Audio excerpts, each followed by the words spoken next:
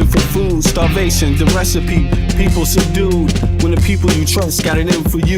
Deceit is the word of the day in every crew. Don't let it go, it's from the days of old. Time is up, but some still do not know. Can I make up my mind? Is it worth the dime? Do I have to take a minute just to make it mine? Life's never fair, but don't listen to the TV. Go out and take a listen to the streets with the people in the slums and the homeless bums with degrees and degrees sitting under a tree. It's not easy in the world for the poor man, the one that brought you to reality.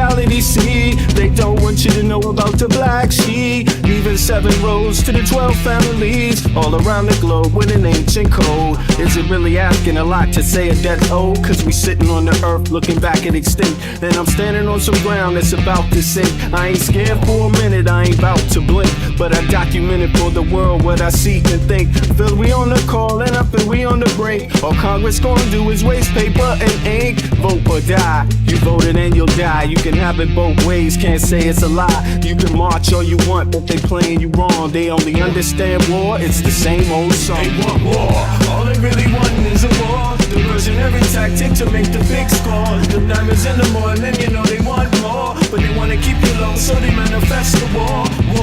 All they really want is a war. Diversionary tactic to make the big score. The diamonds in the morning, you know they want more, but they wanna keep you low, so they manifest the war. Like a lotus coming out of the mud with colors, I create envy in those with power but jealous. I unify the poor with my song, the hell with the others. Descended the way they treat indigenous brothers, cause I understand we link forever. They try to hate us even though that we keep it together. I'm not talking about controlling the air or the weather. I'm talking about maintaining the truth, the high endeavor. A rebel drops bombs in the midst of trouble. The free world counterattack and now there's double. But nature gets the shit in a way that's subtle. If you stop the machines for a minute you might hear, but they won't cause the TV's whisper in the ear. And capitalism has eyes that don't hear, and they cloud up and get crazy and won't steer. And like an ab, it's hard to get an ass to listen. Living like this is like living in prison. It's hard to keep hope when you're living in prison. The spiritual thoughts, so yes, the mental prison. The outside, yes, it's got to get through. Something's gotta die, so something here can live. Your life is nothing if you got nothing to give. Keeping the spiritual, yes, disguise is religion. Controlling your mind, the mental prison. They want war, all they really want is a war. Diversionary tactic to make the big score. The diamonds in the morning, you know they want more, but they wanna keep you low, so they manifest the war. All they really want is a war. Diversionary tactic to make the big score. The diamonds in the morning, you know they want more, but they wanna keep you low, so they manifest the war.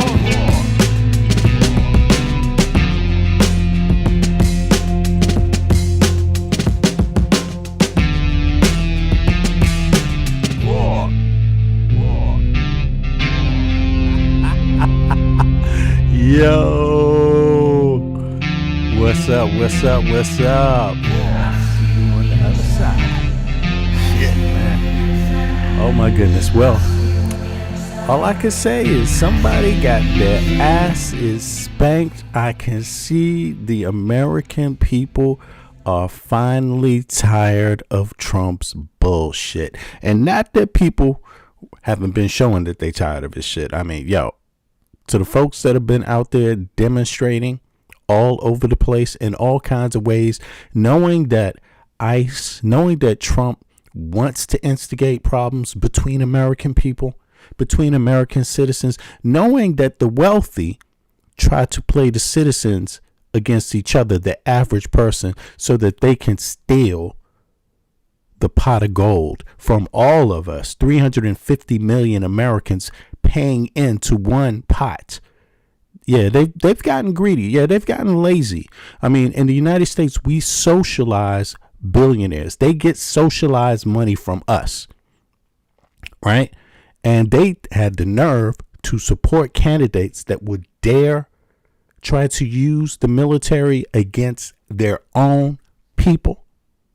They had the nerve to send out agents to terrorize our own fucking communities where people go to work every day, where kids play every day. Yo, well done. Well done. Well done. Everybody that went out there and voted to get rid of this pig, well done. Because yes, He does not give a damn about you. He doesn't give a damn. And the people that sponsored Trump, they don't give a damn either. They don't give a damn. They don't give a damn. That's how they feel. They got billions of dollars, and if the country goes down in a flame of fire, they just, go off and chill on their island. Yo, to the people that went out there and voted tonight, thank you so much. Thank you so much. It's actually really, really hard to go through being terrorized just because you're participating in a democracy. That's a difficult fucking thing to do. It's a difficult thing to pay the bills for every hour that you go to work, for money to go into an organization like the federal government, only to have them turn that around and terrorize you. And then people tell you to go out and vote. That is very, very difficult to do. That is by no means normal. That is by no means what a democracy is supposed to be like. That is by no means what's in the Constitution of the United States of America. That is, only people standing up for themselves when others did not. When others said, fuck this Constitution. When the Supreme Court said, man, fuck this Constitution. We want our boy in office, even if he is a felon. The people stood up for themselves. Even when they sent out folks into our communities, people that don't even come from there, from other states, just to send them in and terrorize their community, the people stood up against that shit. And all I got to do is say, really tonight, I just want to thank people, because it is really fucking hard to be American right about it now. And I'm not talking about, of course, there will always be people that are like, ha ha ha ha. But listen, to be honest, it's not a good thing to have a person like Trump, no matter what you think, because as you can see, Trump will turn around and terrorize the whole goddamn world. Why would you want a tyrant in office? There's never any time to laugh about tyrants anywhere in the world, let alone the United States of America, because that tyrant has more bombs. That tyrant has a larger reach. You see what I mean? And thankfully, people have figured out Trump is such a narcissist, and all you got to do is kiss his ass, and it tends to work often. But the people that know Trump most, the people that can pull his card, which are the American people, the voters, those are the people Trump really fears most. Those are the only people that can really pull Trump's card. I mean, Putin, he can use Trump, but he can't pull his card. You see what I mean? Because Trump is relying on the American military to protect his ass. He's relying on American people, even when found guilty, to protect his ass. Even if they find out, even if Putin release all these pictures, you know what I'm saying? The U.S. military and government will still protect Trump to some degree, right? Even though they might throw his ass in jail, which I hope they do. But, basically what I'm saying is that Trump's a dangerous man as long as he's in the White House, and his cronies are right along with whatever danger there is. And you've seen them. They've gone along with everything. And if you would send the military out against your own people, make no mistake about it, he would do any other deranged type of shit, But I want to say thank you. I mean, I'm so proud of my people today, that folks from different backgrounds in the United States of America, people of different color, different face, different genders, different sexualities, different, some able-bodied people, some handicapped people, some all of that shit. You see what I mean? Straight hair, kinky hair, different languages, whatever you are, whatever, naturalized, or bred Americans, ones that are immigrants, ones whose families go all the way back to the beginning.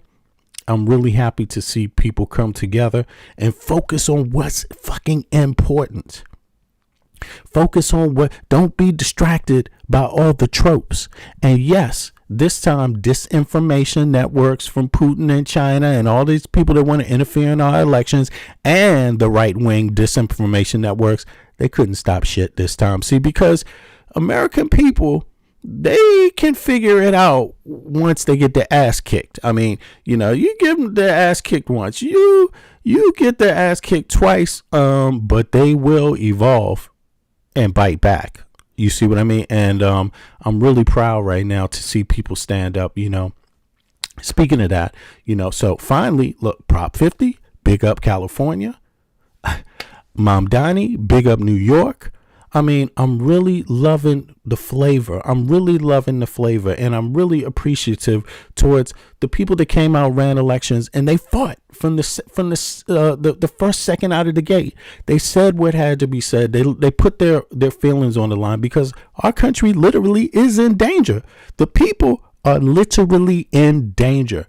There's a lunatic in the helm, and they are killing citizens. I think ICE just shot, this is the second in a week citizen ICE actually shot in their cars.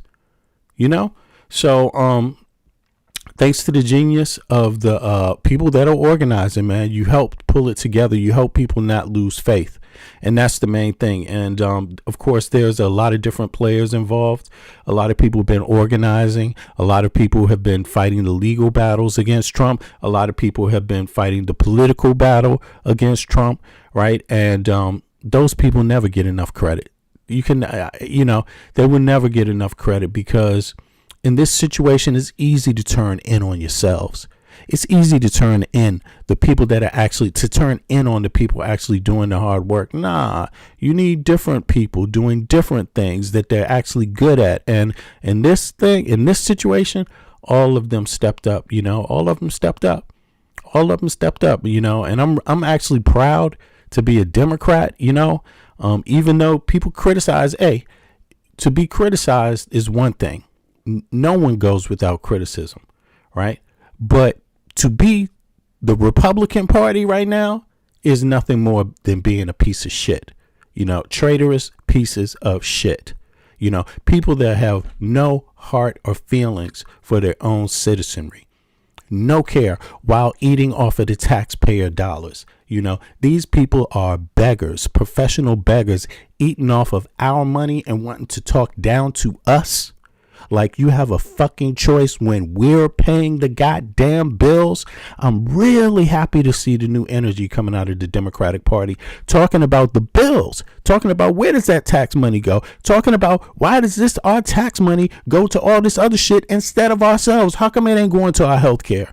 Why do we have to guess about that? How come it's not going to our education? Why do we have to guess about that? I'm really happy to see that conversation emerging. And I'm really happy about Mamdani using the word socialism, although I don't even believe that's socialism, what he's talking about. I think that's just a word people use to, it's a trigger word, especially for Americans. Communism, socialism, all that shit. Those are trigger words. Nah. See, you can have socialist values, or you can have socialist projects in a capitalistic country. And that's what you got, because the U.S. military is the biggest socialist project on earth. and it's only second. If it's number 2, it's only second to China. Because that is what socialism is. That is exactly what it is. Everyone paying into it through their tax dollars. It's 100% fed by U.S. taxpayers, people that go to work and check in and out every day. So, so we believe in socialist projects when we need to. But what about healthcare? What's wrong with that? Every other Western country has healthcare.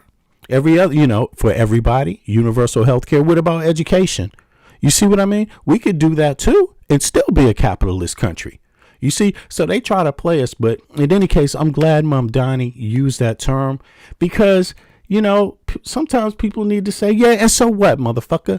Yeah, and so what? So is the U.S. military a socialist project? Yeah, and so what?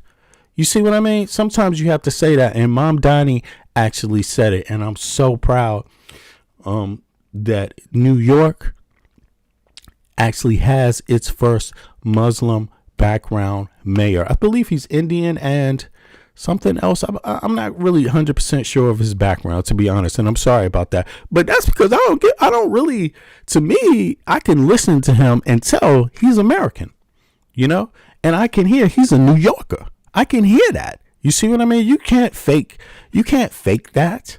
You see what I mean? And his ideas, I can tell that he cares about the city that he comes from.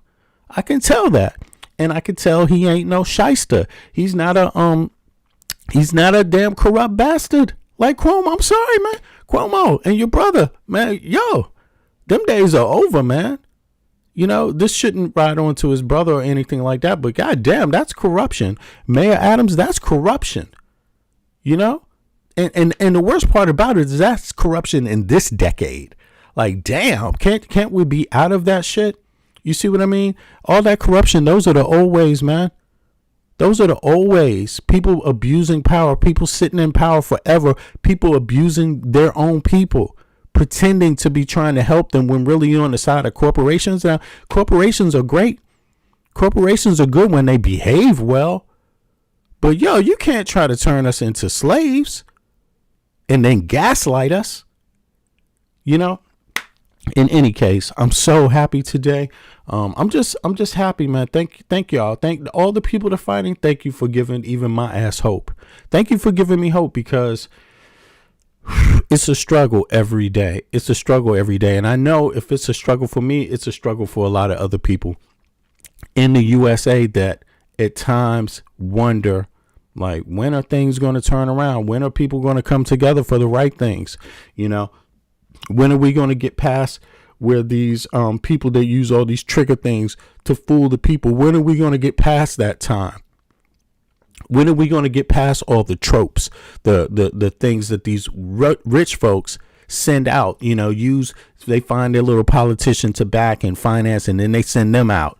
You know, then they find their little freedom of speech toy, finance them, and then send them out to insult everybody, to try to create divisions. You know, and that shit is tiresome. That shit is tiresome. Well, guess what? I think tonight is the actual beginning of the end of a lot of that bullshit. So let me see here. Where the hell can I start at? I want to start off with the governor, right? Let me see here, of California, because he was one of the first out of the gate to, like, say the right things, say that it is fully on, you know, basically fight back and fight back unapologetically, you know. And I'm really happy for Gavin, you know, and for California, you know, just to have a representative that is speaking and saying, not that everybody isn't fighting back, but he kicked it off at such an important time. He set the tone at such an important time when, right after the election, Dems were actually feeling kind of down. A lot of the Dem leadership was feeling kind of down. So it was so important to have somebody, a rep like Gavin Newsom, come out and really just start to speak, you know, the way he spoke, and to address the country in the manner that he did. So let me hear what his speech is like. Let's see here. Here's Gavin Newsom in California. A party that is in its ascendancy, a party that's on its toes, no longer on its heels, from coast to coast, sea to shining sea. But it was not just a victory tonight for the Democratic Party. It was a victory for the United States of America, for the people of this country and the principles that our founding fathers lived and died for. And so we're proud. We're proud here in California to be part of this narrative this evening. We're proud of the work that the people of the state of California did tonight to send a powerful message to an historic president. Donald Trump is an historic president. He is the most historically unpopular president in modern history. In every critical category, Donald Trump is underwater. He promised to make us healthier. He promised to make us wealthier. Before I had to go, like, every time there was a none of that shit happened. Healthier and wealthier, and none of it fucking happened. Sicker and poorer. Ooh. And Donald Trump, is underwater. He promised to make us healthier. He promised to make us wealthier. We're sicker and poorer. And he fundamentally understands that. Why else would he call Greg Abbott saying he's entitled to 5 seats? Why else is he trying to rig the midterm elections before one single vote is even cast? He understands his position at this moment in the United States of America. One thing he never counted on, though, was the state of California. Yep. Instead of agonizing, Yo, big up to everybody in California that went out and voted. You know, big up to you guys. You stood up against this motherfucking tyrant. Like, straight up. This dude, you know what kind of shit Cali has been through. I mean, Cali had a horrible fire, and they had the first president in the history of the country sit there and laugh about it. Sit there and play games about it. Instead of do what? Help and assist like California does by sending extra federal dollars that it doesn't even use to other states that go to assisting them. You know, this dude just like, actually, I'm going to be honest with you. That was an attack on the United States of America. In my view, what Trump did and how he reacted to those fires in California, it was simply nothing more than an attack on the United States of America. The attack has to start somewhere, and people in California took the brunt of it. So you all are heroes. Like, thank you. Thank you actually for standing up, because I'm outside of the country, and I have to watch from the outside of my own goddamn country, but I want to let you know for 100% for sure, I will be right there with you on the front line. I see the moment for what it is. I hate these motherfuckers. And yes, there is times where you have to put your life on the line for shit. If you want anything, you have to, and I know there's loads of California people in Cali been putting their lives on the line every goddamn day, standing up to this tyrant. And, you all are heroes. You are American heroes. That's what you are right now. Like straight up. Over the state of our nation, we organized in an unprecedented way in a 90-day sprint. People from all over the United States of America contributed their voices and their support for this initiative. We stood tall and we stood firm in response to Donald Trump's recklessness. And tonight, after poking the bear, this bear roared with an unprecedented turnout in a special election with an extraordinary result. None of us, however, are naive. This is a pattern. This is a practice. Donald Trump's efforts to rig the midterm election continue to this day. Yeah, it's not over. It won't be over to him in that regime, that corrupt element. Those dark people are the fuck out of power, like all of them, in a way from the goddamn government, any aspect of government. And I'll reinforce that. And for some of them in goddamn jail. In just a moment. You're seeing him take action I'm pretty sure Elon Musk will run across this country. He's got 2 other countries he can go to that he got passports to. Not just in Texas. You saw what they were able to do in Missouri, what they did in North Carolina, what they're trying to do in Indiana, and inevitably in Florida. They are not screwing around. In June of this year, we saw 4,000 National Guard federalized in the state of California. We saw 700 active duty Marines not sent overseas, but sent to the second largest city in the United States of America to militarize our streets. We said in June this was a preview of things to come. What more evidence do you need than what happened in Washington, D.C., what's happening up in Portland, cities like Chicago? When we kicked off this campaign just 90 or so days ago in Little Tokyo, in Southern California, in L.A., at the Democracy Center, Donald Trump sent Greg Bovino. He sent his private police isn't force. that right? Yo, that increasingly appears Trump actually to have sent taken an oath. Trump actually sent election watchers. He sent the federal government out to a state to watch an election just because he's a scared chicken shit. He's scared of democracy. He's scared of voters. He wanted to try to stop this election in California from happening. And actually, Gavin said, yo, you sending your watchers? We're going to send 10 times more to watch you. We're going to watch the watchers. That's exactly what Gavin Newsom said in one of his appearances, right? And on, I forget what network it was on, but that is crazy. And listen, make no mistake about it. The way you get to a dude like Donald Trump is by showing up in huge numbers. If you want your country free from the man that wouldn't even help you with fucking natural disasters, the first president to do that, the first president to not help you with your own snap, and when it's your goddamn tax money paying for it, your goddamn tax money is paying for the military. Why the fuck can't they give you your money, the part that is supposed to go to SNAP? And then they talk about able-bodied men. We don't want people working. Well, why the fuck is the U.S. military the biggest socialized project on earth? If it's not number one, it's number two. You see what I'm saying? Socialized, 100% paid for by the taxpayers. That shit ain't for free.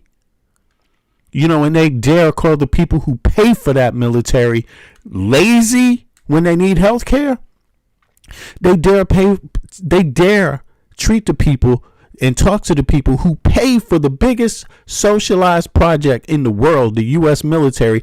They dare call people lazy when they need help with health care or SNAP, or food. You know, yo, they deserve the biggest slap in the face. They deserve to be kicked out of the fucking country. That is treasonous. And on top of that, that is straight up abuse. There is no way, shape, or form any president or any administration is supposed to be fucking doing that. They bit the hand that fed them. That's what they're doing. And if you're an American citizen and you don't realize that, they're going to keep treating you like a bitch. Straight up. It will never end. Of office to Donald Trump, not to the Constitution of the United States. He sent them to our kickoff rally to chill free expression, to chill free speech, to intimidate people from participating. Facts. Just today, in Los Angeles. Yo, click the like button, y'all. Donald Trump called up the Border Patrol, sent them to Dodger Stadium, and threw a fastball at free speech. Right at the head, free expression, to suppress the vote in America's second largest city. Just did that today. People in tactical gears sent out to intimidate a community that is already on edge. But you see, as we speak, people are still in line. People waiting up 3 hours to cast their vote, to send a message to Donald Trump. No crowns, no thrones, no kings.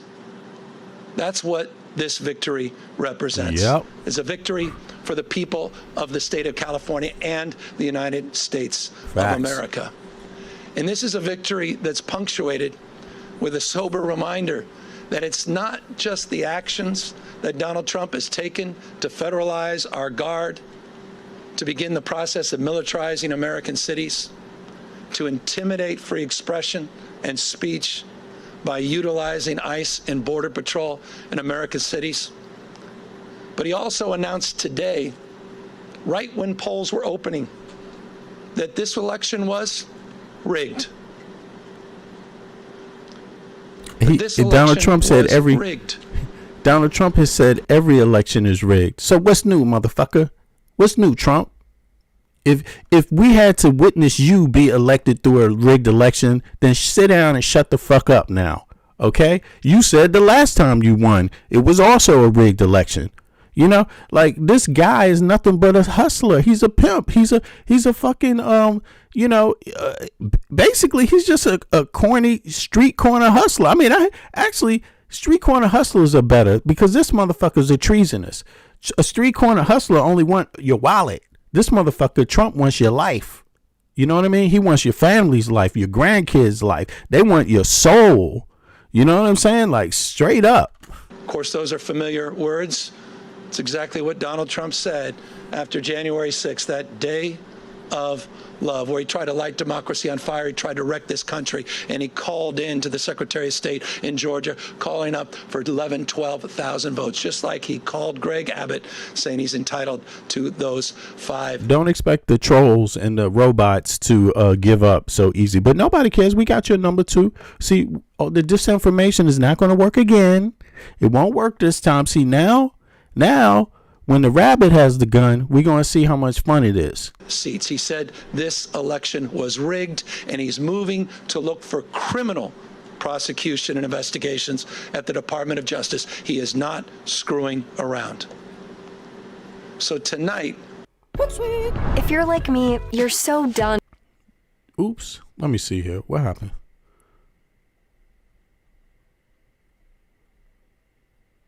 Sorry about that. Hold on. Social strategy. There we go. I'm proud, but I'm prosecution and investigations at the Department of Justice. He is not screwing around. So tonight, I'm proud, but I'm very mindful and sober of the moment we are living in. Donald Trump does not believe in fair and free elections. Nope. Period and full stop. This is not complicated. And it's self-evident to anyone paying attention. You start to stack up all of these actions. Except a troll. That continue to this moment and will continue in moments to come. If you think I'm exaggerating, consider his announcement just a few weeks ago to send rapid response teams all across the United States, in all 50 states, tens of thousands. Only dictators are scared of elections. Only authoritarians are scared of elections. You know, yeah. Of members of the military prepared for urban deployment. A preview of things to come. And to every one of you people that took those illegal orders, all of y'all, you ain't shit. But back to this state. Our state of mind was resolute. Our state of mind was resolved to stand firm and to stand tall, to not be intimidated, to not be humiliated, to not fall. And that's exactly what his plan was, to intimidate and even more so humiliate. See, that's where all the hate speech comes into play.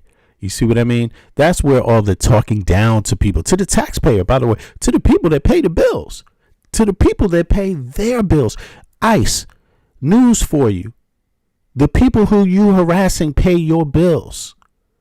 Yeah, and you're going to find out what it's like when you bite the hand that feeds you. You're going to find out because each one of you got a name. You see what I mean? Each one of you has others that will tell on you. You know, it's already been happening. You see what I mean? So, all for a check. No integrity at all. Just for a check, you would do anything, huh? We know. Fall prey to cynicism, do not fall prey to fear and the anxiety of someone that believes in only one shock and awe, to intimidate and exhaust us. They will go against the Constitution for a buck. They're cheap. Not even a lot of money. They just fucking cheap, yo. But we're seeing all across this country, 7 million people strong, standing up, not just for themselves, but for each other and for these enduring and historic principles of our founding fathers. And you know, listen, they try to make fun of the people that stood up. They try to make fun of you because of your gender. They try to make fun of you because of your ethnicity. They try to make fun of you because of a lot of different things, you know, because you believe I mean, how do you make fun of think about this. How do you make fun of a liberal when the word liberal means free? It means freedom. That's what it literally means. But they make fun of that too. And, you know, you can only understand that people that are that petty hate themselves. That's the root of it, because no one has any fucking time to be going around and making fun of people for who they actually are, their hair texture, from what their ethnicity is. You see what I mean? What their color is, what their gender is, what their sexuality is. You know, you are free to be who you are. You don't have to be somebody else in a liberal world. You see, you're actually free to be yourself, regardless of what someone else does. And they make fun of that. That is really when you're really, really petty and you really, really don't like something about yourself, that you just have to go find something about someone else who's not hurting you, something to point a finger at. Guess what? You know what you really need to learn how to do? You need to learn how to point a finger at the people that don't give you shit for your tax dollars. That's being a real man. A real man doesn't let people like Elon Musk rip them off of his goddamn tax dollars so he can't even take care of his own family. A real man wouldn't do that. A real woman wouldn't do that. You see what I'm saying? Like, and these people just give their money away.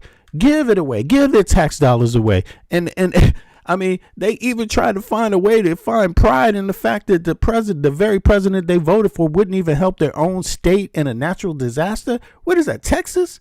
They feel proud? What the fuck is wrong with you people?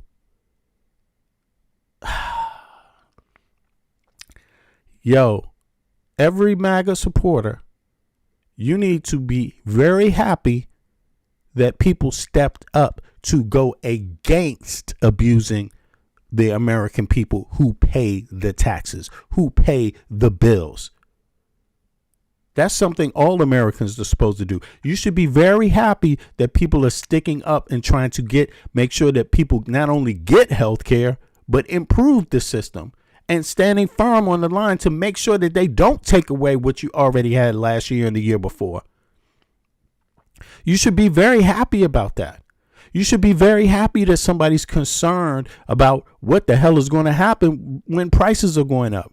You know, you should be happy that there's somebody there that's standing up to Trump. You should be happy, even if it's not your own party. Just be happy that it's somebody else and get in line. Jump ship. Get the fuck off that MAGA train, because that shit is not going anywhere, because Trump hates poor white people just as much as anybody else. Facts. It's just facts. He ain't got nothing for you. You're nobody to him. You're just fuel for him. For him, he'll drink your blood. Straight up. And I'll end on that. Next year is the 250th anniversary of the best of Roman Republic, the best of Greek democracy. This fundamental notion of a system of checks and balances, of popular sovereignty, the rule of law. Mr. President, the rule of law, not the rule of dawn. And I hope it's dawning on people. The sobriety of this moment, what's at stake. You do know Pythagoras studied in Egypt. Tonight, as I said, is an extraordinary moment for our party. But again, it's an extraordinary moment affirming those principles. Our founding fathers did not live and die to see the kind of vandalism to this republic and our democracy that Donald Trump is trying to perpetuate. And so my call tonight, in the spirit of Whitman, who talked about the powerful play, goes on. We all must contribute a verse. Yeah. Facts. Yo, I love his speech, man. I mean, he's on point. Gavin Newsom is on point. He is tactical. He's breaking down how it's going to go and what people need to do. Like, straight up, everybody has something they can do. So we need the state of Virginia. We need the state of Maryland. We need our friends in New York and Illinois and Colorado. We need to see other states with their remarkable leaders that have been doing remarkable things meet this moment head on as well, to recognize what we're up against in 2026. Yep. And let me make this crystal clear. We can de facto end Donald Trump's presidency as we know it. Actually, it should be ended tomorrow. The Republicans can go out there. They know they got a criminal. See, the cat is out of the bag now. The cat is out of the bag. It is what it is. It's what it looks like. You got a felon. The felon was the best friend of Jeffrey Epstein. Jeffrey Epstein was into blackmail and sex trafficking minors. Trump was his best friend when he was doing that, according to Trump, or according to Jeffrey Epstein. They were good pals. Either way. And now he's hiding the Epstein files because, he's protecting the other people that were doing that. And these other people could be judges, Supreme Court judges. These other people could be other congressional members. They could be other elite people like Elon Musk, people that have government contracts. Guess what they all got in common?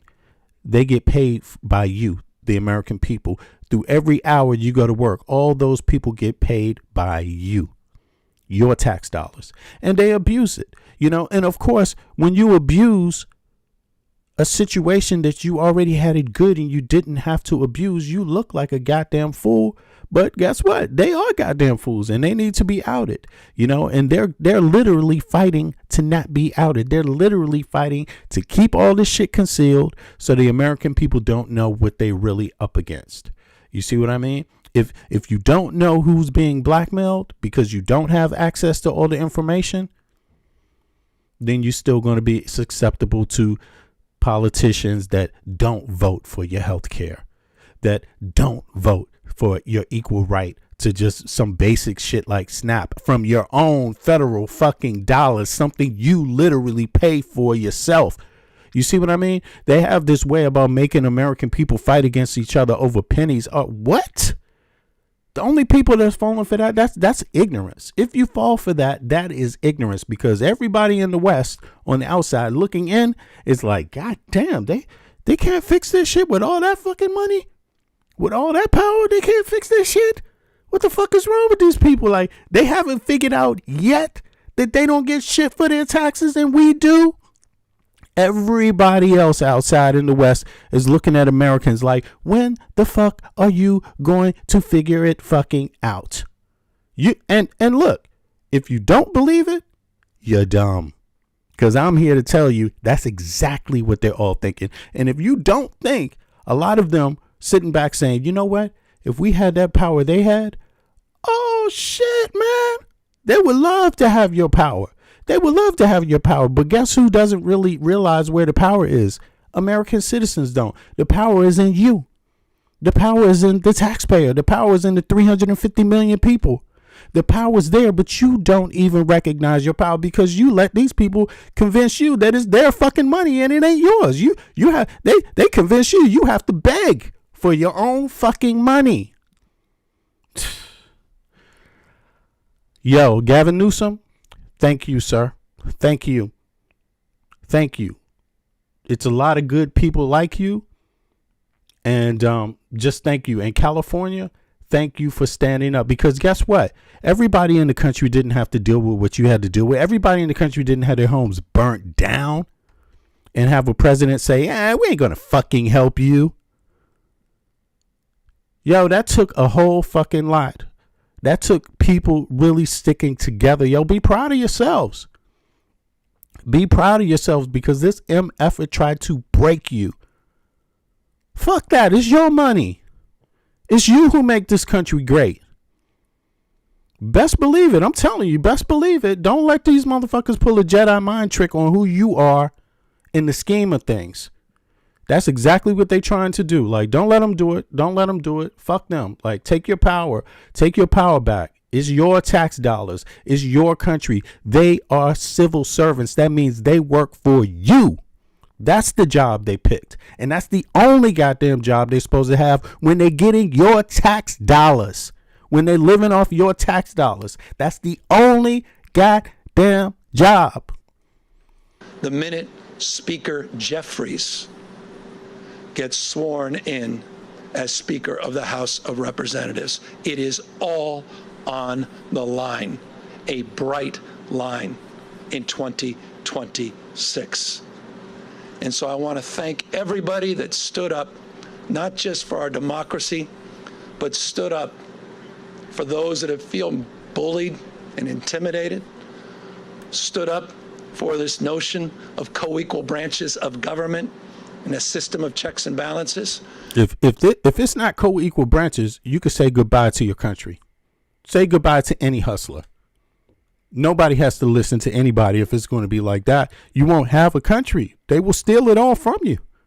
They could do anything if you don't believe in co-equal branches. What the hell? Yo, Supreme Court, A few of them, 3 or 4 of them, the ones of them that seem to think that one branch has more power than the other branches, they got to go. No more taxpayer dollars. They got to be fired. No more tax. They are traitors. They are traitors. And the reason why you don't have healthcare, universal healthcare in the first place, as the most powerful country on earth, the wealthiest country on earth that's ever fucking existed, the reason why you don't is because of them. They will vote it down even if you did pass something in Congress and in the Senate and then have the president like Biden sign it. Then they would go and shoot it down in the fucking Supreme Court. That's the problem. The Supreme Court doesn't believe in the American fucking people. The people that paid their salary. That's how ideologically fucked up these people are in their heads. They think they're special. They think they're not supposed to be working for you specifically, making your life better. If they're not making your life better, the average American citizen, they are failing no matter what they are doing in any capacity. And I want to thank my wife, who reminds me. And it's obvious they're failing because it's obvious they're failing because a lot of people that voted for Trump is like, yo, what the fuck?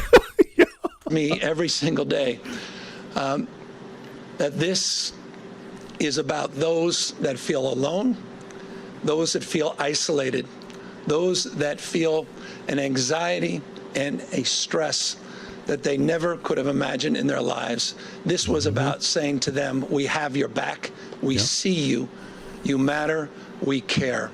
Thank you. This is the right goddamn message. This is the right message, and Gavin has been out there from day one. Soon as soon as Kamala lost this election, a little bit of time went by and Gavin stepped up, man. You know what I mean? With the exact formula, the exact response, the exact understanding, comprehensive understanding, not just of how you got to move tactically and politically, but on a deep level, how people feel. How the public feels. If you're not in touch with how the public feels, you can't have a successful strategy. And I'll just say this, I'm confident as we move forward. Yo, click the like button, y'all. Give me some likes. Come on now. The 2026 in this country, the best is yet to come. Thank you very much. Yo, all right. I'm so happy to see that speech. Yo, y'all, I'm just seeing the speech now. I was at work. You see what I mean? So I just saw his speech right now. And again, to the people of California, thank you.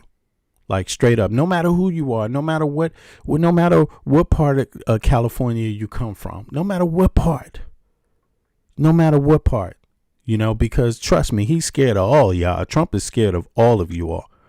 Trump doesn't care what part of California. If you're voting, he's scared of your ass. You see what I mean? So, yeah, thank you so much. Thank you so much, man, because it's going to take all of us from different colors, different shades, different ways to come together to get rid of this goddamn tyrant. And you people in California know how to do that. You know how to do that. Yo, anyway, guess who's up next, y'all? One other thing I didn't see. There's a few I didn't see, but yo, this is New Yorkers. Yo, New Yorkers, same damn program, same program. Thank you for standing up for the real New York. Thank you for not turning away on who you really are. I talk about how these, Tucker Carlson and all these right wing people, they try to make everyone of European descent like one group against everybody else. Motherfucker, that was never American history in the first place. And New Yorkers know that better than anybody else. People, the Irish was fighting the other ones. The Italians wasn't even liked. You see what I mean? By the other ones. Come on, that's real New York history now. Come on. You see what I mean? And these little clowns try to erase all that shit like everybody is stupid. Motherfucker, I ain't stupid. I know American history. Washington, D.C., where I'm from, is 3 hours on the road, 3.5 hours on the highway, right down the street. I know New York, too. But goddamn, we on the East Coast. We know what American history is. It started on the East Coast. You see what I'm saying? Like, and these people try to make up pretend American history and shit. We know American history shit. People one European would burn another one on the stake just for having a different religion. Yes, that part of America. And now today they try to go out there and make it seem like, it's all these group of people. They're just together against y'all. Nah, it ain't going to go down like that. A lot of these people of the same descent. Look at Gavin Newsom. He's a descendant. You see what I mean? Look, there's loads of them. We all got different things, but goddamn. You see what I mean? This shit is, if we're going to be real, let's do this thing real. Because that's how the country has got to where it is today. It didn't get by no fake ass story.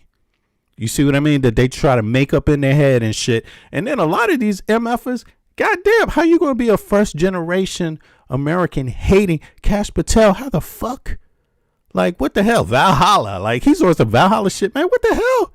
What the hell, dude? You better get on some shit in the United States of America that American people fucking think about. No disrespect to Valhalla, because I live in the Scandinavian, and they don't just play that shit cheaply like Cash Patel. Okay, it actually means a little something to them. You know what I'm saying? Ace-a-Tro and all of that means a little something to them. Yeah, that's what makes them unique. But Cash Patel, like that, just throwing it up to be on some white supremacist racist shit. Fuck you, Cash Patel, man. Fuck you. I can't wait till they throw your ass in jail. God damn. Anyway, New York. Big up New York. Big up New York. I'm sorry. I went on a rant, but I'm feeling the energy. Thank y'all, New York, for just being who you are. I love New York. It's like, my third home, you could say. It was my second home before I moved abroad, and I'm happy to see New Yorkers stand up for themselves, the everyday people of New York. God damn, don't let these rich people play y'all. You know what I'm saying? Don't do it. It's over. Them days are over. The U.S. can't survive with people like that fucking playing these games. The world is moving on, and if we not together and understanding where we need to go together, somebody else is going to take the lead in the world. You better believe that. You better believe it. Nobody's going to wait for a bunch of bullshit. You see what I mean? The United States cannot survive another fucking Trump, another corrupt demon who doesn't care about anything. The greatest country, the greatest empires have been taken down by that alone. Corruption. Just fucking corruption. And if anything can take down the U.S., it's corruption from the inside. And that's what you're seeing. So, New Yorkers, man, come on. Y'all got the spirit. Take care of each other, and don't be fooled. Everybody shit stink some way or the other. So let's just be together. You know what I'm saying? And try to help each other. You know what I mean? That's the New York I know. I'm not going to front. I know a lot of different kind of New Yorkers, and they all been straight up solid with me in my life from different backgrounds. Some of them Jewish, some of them Italian, some of them Jamaican, some of them from, a lot of different spots. You see what I mean? Cuba, some of them from Cuba. What's up, East New York? You know what I'm saying? A lot of Cubans out there. Puerto Ricans too. What's up? A lot of them. What the hell? Shit. New York got it going on, but right now there's nothing more going on than voting. And New Yorkers went out and voted. So let me let this play. I want to hear what he got to say, man. I'm so happy that this guy, Mamdani, won this election. It's a start in the right direction, because Cuomo is just a corrupt motherfucker, man. God damn. And boring. And got a problem, going to work without staring at the ladies. You know what I'm saying? Like harassing the women, apparently.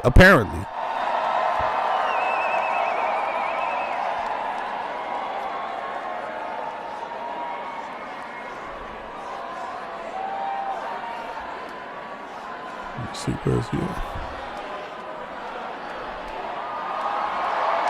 right, he's coming out now. On stage rocking out, still crazy. Oh shit! Gotta pause that. Can't have that music, man. You get a copyright strike. All right, so is he there? All right, here we go.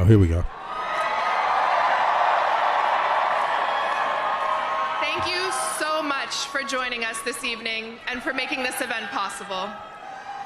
Before I begin, let's give a big thank you to the venue staff who have made this night such a celebration.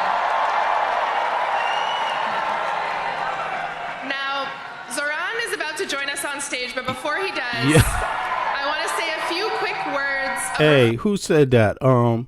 Who was it? It was Pizza Guy. Yo, yeah, you said, yeah, well, the elections prove people have had enough of Trump. Yo, but you know what? People may have enough of Trump, but it ain't going to be enough until this MF is gone and all the people around him. Like, yo, our lives are still in danger. Our country's still under threat, like flat out, until he's out there. And fortunately and unfortunately, the process is the process. The people have to vote these MFers out. That's the number one thing that needs to happen. Like, and not just vote them out, but be active. Like, you Republicans, you need to go to your Republican reps. All them Congress people, you need to go. And senators, you need to go to their damn house and bang on the door and be like, impeach Trump right now. That's what you need to do when somebody play with your money. Only a fool doesn't understand when somebody's playing with their blood, sweat, and tears. And if you let anybody play with your blood, sweat, and tears, they're going to do it again. That's what corrupt motherfuckers do. Why wouldn't they do it again? You're an easy hit now. And that's exactly what they're doing. They came to hit up American people, and they really do think American people are stupid. And you know what? You better learn from the lesson. But let's hear some more of this. Reflection and Thanks for the comment, Pizza Guy. And introduce a very special member of our team. So first, let's hear a round of applause for our day one endorsers, those who helped build this movement into what it's become. Shit, who said impeachment does nothing? Shit, impeachment does a lot. It gets them out of power. I don't know if you know what impeachment is, but you get impeached in the House and then it goes to the Senate, and that's where they can kick you out. So it's two parts to the impeachment. So if you don't do both parts, you can't remove the person from office. The military can't come in and physically remove them. But if you do both parts, they out of there, period. You know, I think people confuse it because Trump, the last time he got impeached, but he didn't get impeached in the Senate. It was only the House. You see what I mean? In other words, he didn't get impeached in both houses. So he got admonished on paper, but not removed. OK, so that's not what I'm talking about. I'm talking about total and absolute impeachment. I'm talking about 100%. All houses impeach.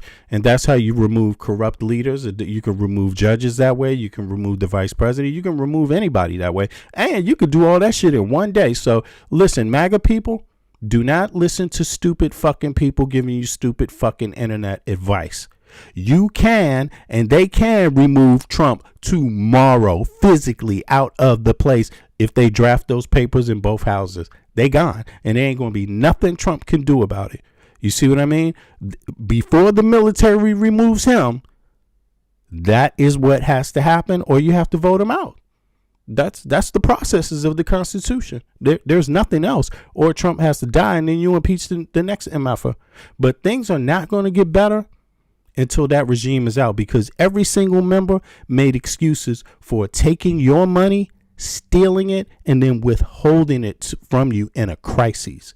Each and every member of Trump's cabinet, each and every person he appointed to different positions, capped for him and made excuses about stealing your goddamn money. And if you let somebody steal money from you, your wife, your kids, you're a punk ass motherfucker. That's what that is about. You are a punk if you do that. Yo, what the hell? Where do you think that goes? Yo, democracy is a real goddamn thing. What you think that vote is about? It's about punishing people that misuse your blood, sweat, and tears. You know? And if you ain't using it for that, what the fuck are you using it for? New York City DSA.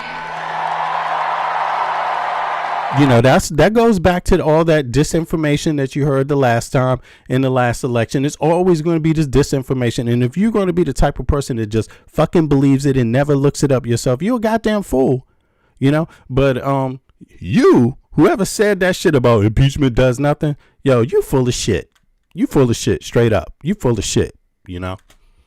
You ain't gonna get me with that bullshit. You can get somebody else around you with that bullshit. And you ain't getting none of them people who voted in that. Or I guess you didn't vote. Whoever said impeachment don't do shit is definitely not an American voter. You know, that's what that is.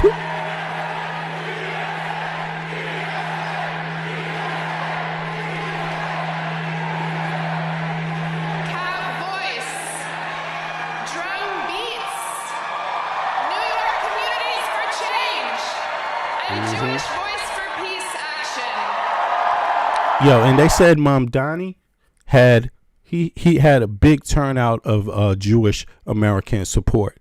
You know, actually, yeah, he did have a huge turnout, and without their support, he wouldn't become the mayor. You know, just like a lot of different groups. Without, I mean, I don't want to put it on that, but the reason why I'm mentioning that is because they tried to call him a anti-Semitic. So it's important that Jewish people came out and supported that and knocked that shit down. You know, and that's what they did. This man got overwhelming support from New Yorkers across all backgrounds. You see what I mean? So that is something that only a humble person that goes out and meets the community directly to their face and doesn't waste their time, doesn't take them for granted. That's how you get that much support.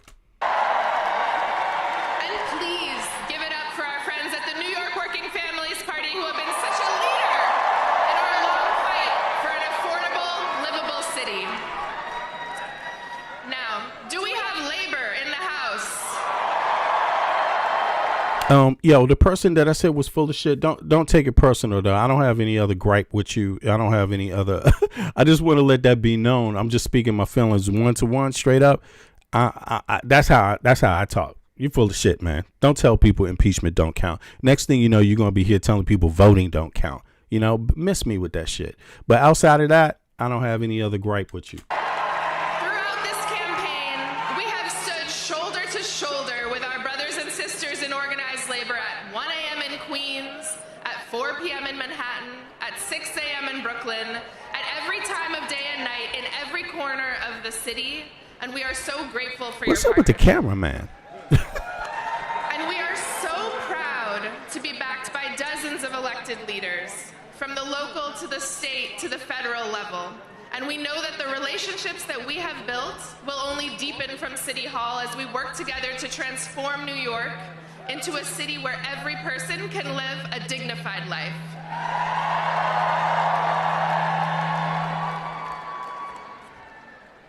I also want to thank our incredible campaign staff. Yo, what's up, Eric? Eric, what's up? I see you, Eric Klein. Yo, where's Bits and Tia at? You have sacrificed your social lives and your sleep schedule. LA 12312. What's up? And you have given so much to this movement. And then when Cuomo decided to get back into the race, you dug deep and gave more. I have been so honored to work with you, learn from you, and support you as you have faced unprecedented scrutiny and at times ugliness and threats from our opponents. You have built a historic campaign, so please give them all a round of applause.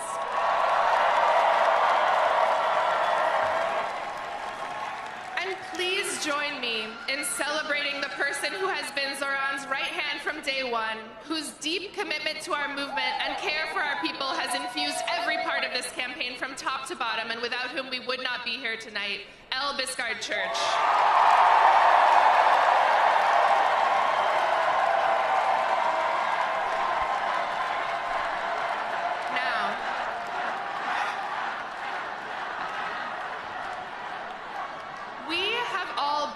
Inspired by Zoran as a candidate, but I also want to speak to his strength as a person. He has led our team and this movement with grace, curiosity, good humor, and thoughtfulness. And this race has been difficult. He has been the subject of attacks and threats, but he has truly risen above it all to give us hope. So please join me in giving Zoran, our friend, a round of applause. Yeah, okay, here he comes. This is going to be interesting. Too many supporters to name, so I want to speak to everyone directly. Please raise your hand if you have given to this campaign, whether that is time, labor, knocking a door, hosting an event, creating art. And if you are one of the this is beautiful. And if you are one of the tens of thousands of people who contributed but cannot be with us tonight, this is for you as well. You have made history. You set unreachable goals and then exceeded them. You believed in this city and believed in each other. And you achieved something that people will speak of for decades to come. You led with kindness and compassion. And most importantly, during a time of despair and rising fascism, you decided to fight for someone that you don't know. So thank you.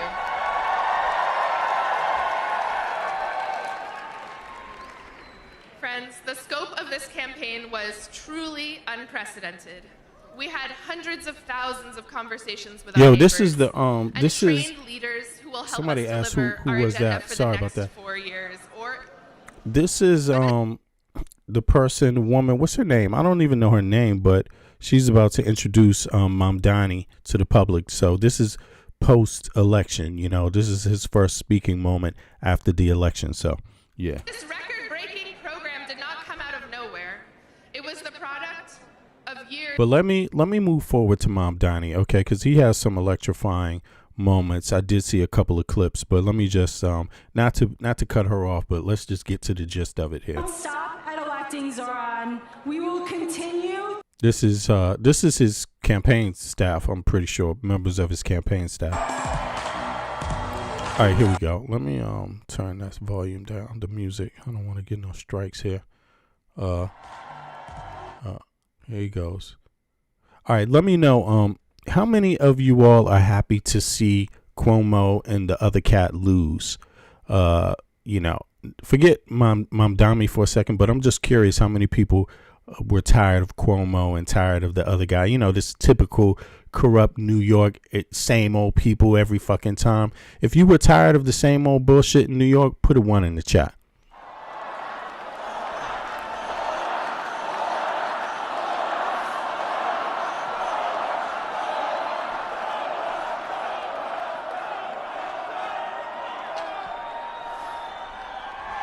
Thank you, my friends.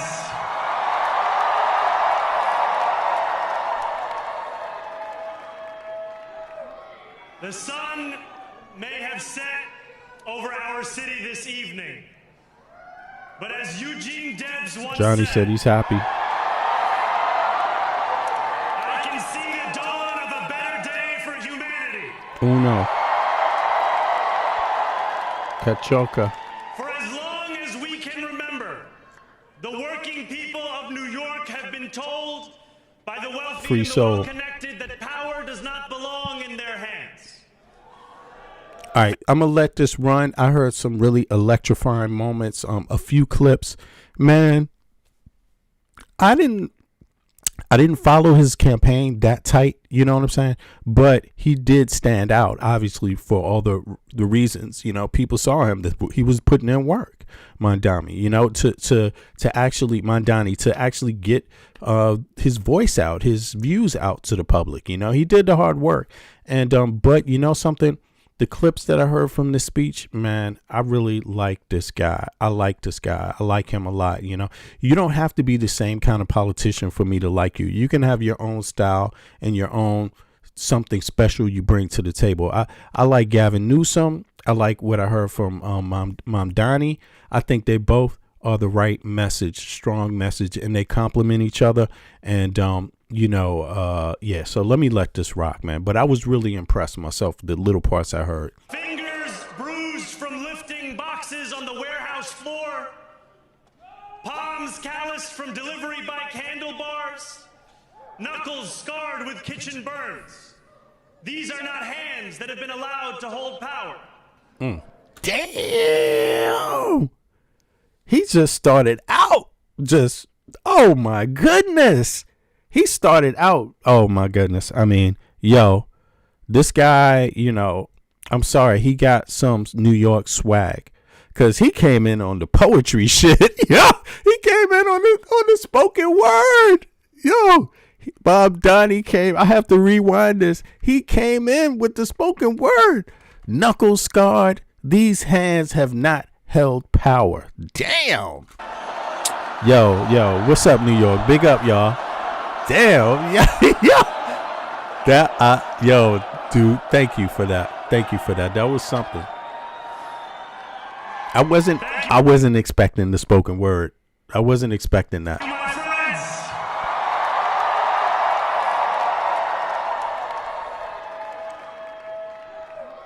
The sun may have set over our city this evening. Chris. But as Eugene Debs once said, I can see the dawn of a better day for humanity. For as long as we can remember, the working people of New York have been told by the wealthy and the well-connected that power does not belong in their hands. Fingers bruised from lifting boxes on the warehouse floor, palms calloused from delivery bike handlebars, knuckles scarred with kitchen burns.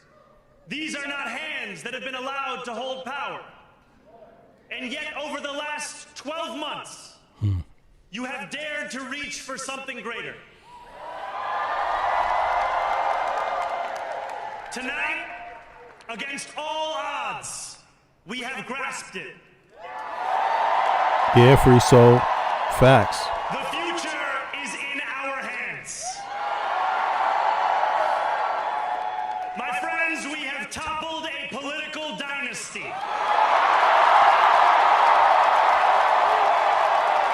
Yep. Yeah, no more of this dynasty bullshit, man. New York, I'm sorry, I'm not trying to diss New York, but everybody knows New York has had issues with corruption for a very long time. That's what's monopolized the last, I don't know what, 50 years, my entire life. I mean, damn, I'm 55 years old. New York is mob and corruption, the way people used to doing things. Not all people, but the way some got used to doing things. You know what I mean? Like, New York could actually be. It is a leader. It's a powerhouse in the world and in the U.S. As a city. But you can lead the world. New York City can lead the world if the governance is correct and it has forward thinkers in government. You know what I mean? Same thing with the White House. If we have forward thinkers in Congress and in government, in the Senate, in the White House, and we don't have an obstructionist, ideological Supreme Court that's caught up on religion and caught up on, just ethnic beefs and shit like this, just focus on humanity, focus on human beings, focus on democracy, focus on what brings people together. That's where the power comes from. But they like to get in these ideological things like, you really think you can tell a woman what to do with her body? I mean, you really think that's a prosperous thing to be focusing on, trying to stop someone else from getting their own doctor's best advice? Like, that's the Supreme Court. Reparative justice, our Supreme Court is full of shit. They not even down with reparative justice. So if something wrong happens to you, if someone violates you, right, you can't really go to the Supreme Court and get no reparative justice, because if it's dealing with a group of people that have been discriminated against, this Supreme Court has decided against those people so many times. And it's not just about race. They decided against a lot of different things. I mean, sometimes it's race, sometimes it's gender, sometimes it's other things, and they side against this stuff. It's like, our Supreme Court ain't shit, man. Our Supreme Court is actually put the Western world in danger. It's put the Western world in danger because you're free to have your ideas, but not your goddamn practices. Not all of it. You can't just do anything you want. You know what I mean? And falling for some of these things that they allowed, like just the fact that they allowed Trump to run, and let alone made past every judgment like this guy is a saint. Yeah, let's give him more power. He's a 34-time felon. Why don't we do something that we've never done before? Let's give him more power. The president. Who the fuck does that? That was a total destructive move for the United States of America, and it could plunge the Western world down totally. Just that one move. So You know, that's really, really crazy. That's really, really crazy. But that's where the U.S. is. And so the U.S. ain't going nowhere until it gets rid of this crazy shit, this fringe like group that have more ideologues in it than practical, logical, rational thinkers. People on the, you know, on the tip of where the world is going, man. This is some, you know, but thank God for this guy, man. I'm liking this guy. I wish Andrew Cuomo only the best in private life. But let tonight be the final time I utter his name. As we turn the page on a politics that abandons the many and answers only to the few.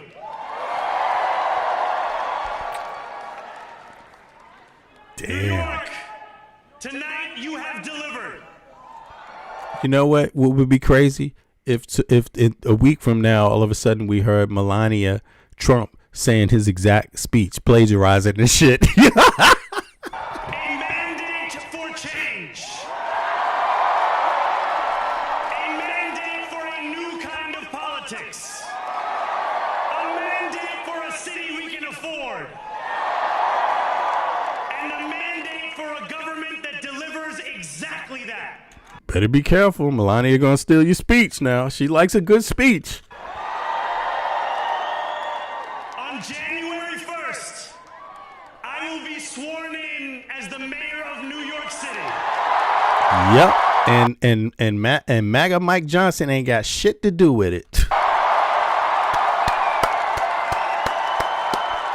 Somebody will come to work while getting paid by the taxpayers' dollars and do their job. That is because of you. So before I say anything else, I must say this. Thank you. Thank you to the next generation of New Yorkers who refuse to accept that the promise of a better future was a relic of the past. You showed that when politics speaks to you without condescension, we can usher in a new era of leadership. We will fight for you because we are you. Or as we say on Steinway, ana minkum wa ilaykum. Damn. Wow. He's going in. He's going in. Yeah, this guy, I like his heart. I like where his heart is coming from, man. And I think New York really need a guy with some heart. New York has got a lot of heart now, but they need somebody, a leader, a mayor that's going to reinvigorate that heart, and not in a pompous way, but in a humble way. You know what I'm saying? Because New Yorkers have to work hard, man. You know, New York is not an easy life. You know what I'm saying? It's a lot of struggle, and for the great city that it is, ironically enough, you know what I mean? And I can see when I hear this guy, I can see he knows that, you know?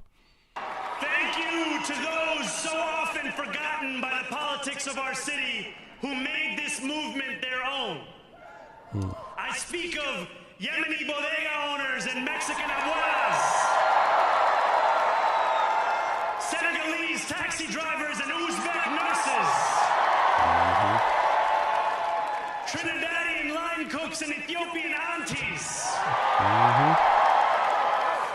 Yes, aunties.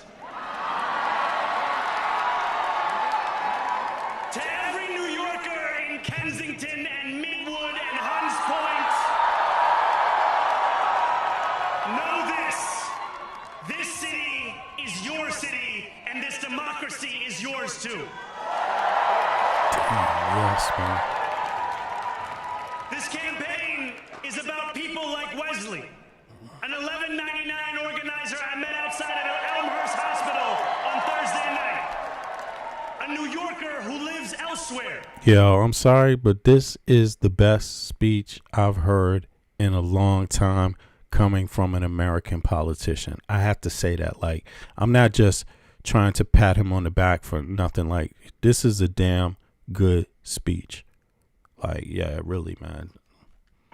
Who commutes 2 hours each way from Pennsylvania because rent is too expensive in this city.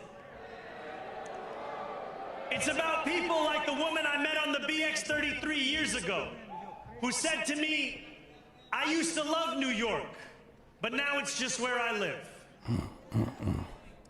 And it's about people like Richard, the taxi driver I went on a 15-day hunger strike with outside of City Hall, who still has to drive his cab 7 days a week. My brother, we are in City Hall now.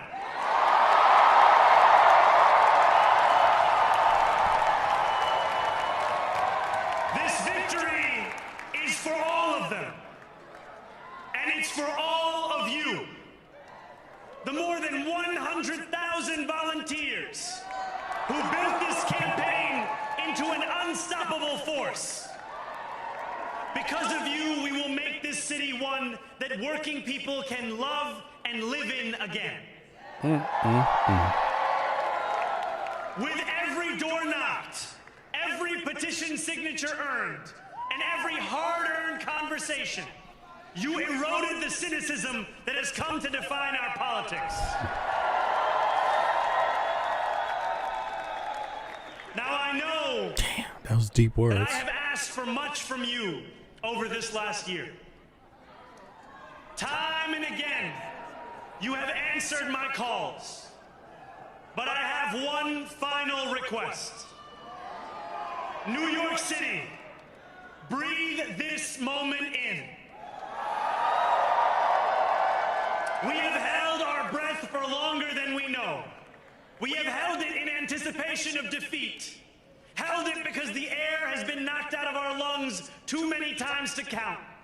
Held it because we cannot afford to exhale. Thanks to all of those who sacrificed so much, we are breathing in the air of a city that has been reborn. Well, I put it to you like this. I could see some of the trolls or maybe just ignorant folk, you know, they're one and the same anyway. But I could see you know, the main thing is like this. You know, I'm very confident in my senses of who is speaking right there, you know, because I'm from DC, Washington, DC, you know, born and raised. My family on both sides goes back to the colonial period of the United States, although I live outside of the U.S. So I have universal health care. My kids get paid to go to schools, you know, to any kind of education they want. You see what I mean? So I have a union job. You know what I mean? My flat is a decent flat where I live in Copenhagen. You know what I mean? I'm happy for my life. Right. And you know, I have a beautiful life. Now, when I hear this guy speak, New York is just 3.5 hours by car from DC. You know, New York is like my second home. Before it was my second home before I moved abroad. Right. Before I moved to Copenhagen. Right. To Denmark. And, you know, I feel where this guy is coming from. I know he's 100% American. I know he's a people of New York. I know he is. I could tell by how he's talking, and I could tell by how people are responding to him. I know a fake Cuomo type or Eric Adams type from a type like this.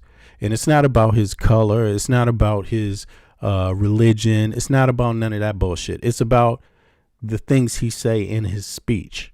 You see what I mean? Like, these are not phony words. You haven't heard Cuomo saying this shit. So, I mean, to me, if you give somebody like Trump, a 34-time felon, best friend of the most prolific sex trafficker and pedophile sex trafficker the United States has ever known, a person who drags in a naturalized citizen like Elon Musk, a person who was just given a citizenship because of his money to raid your treasury. If you would put up with all that bullshit, then you should shut your motherfucking mouth up about this dude.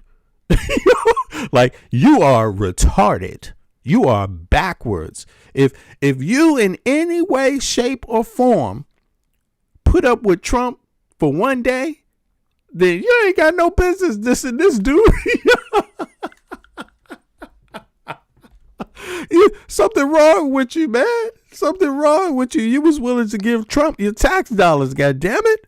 You've been giving Trump your tax dollars. You've been giving Elon Musk your tax dollars. And if you don't give it to them, guess what's going to happen? Whoosh.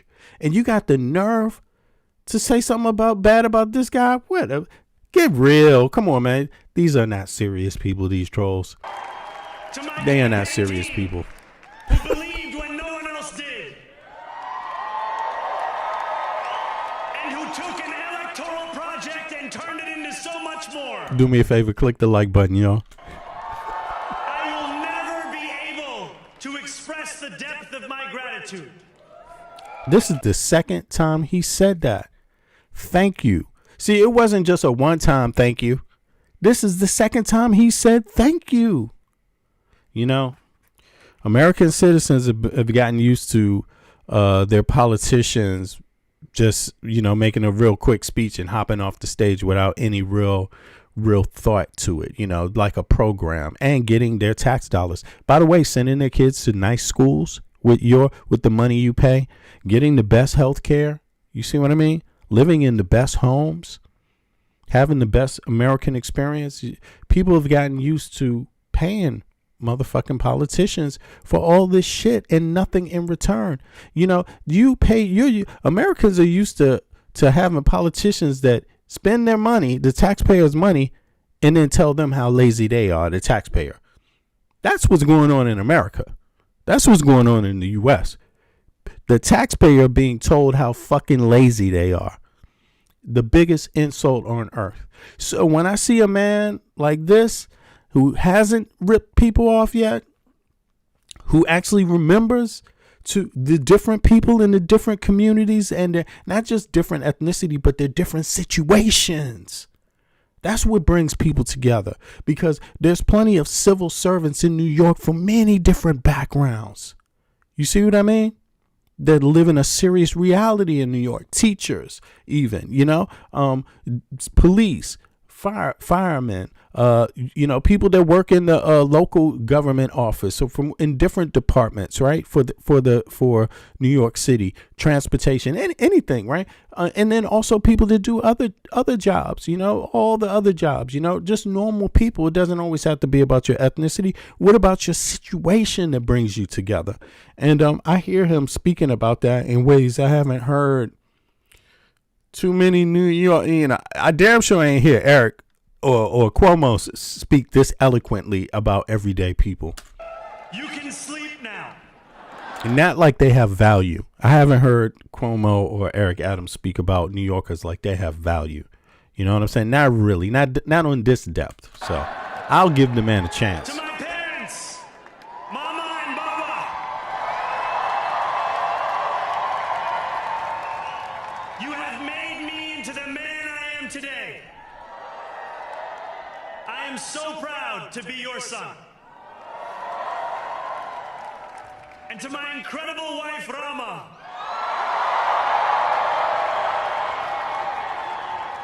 Hayati, there is no one.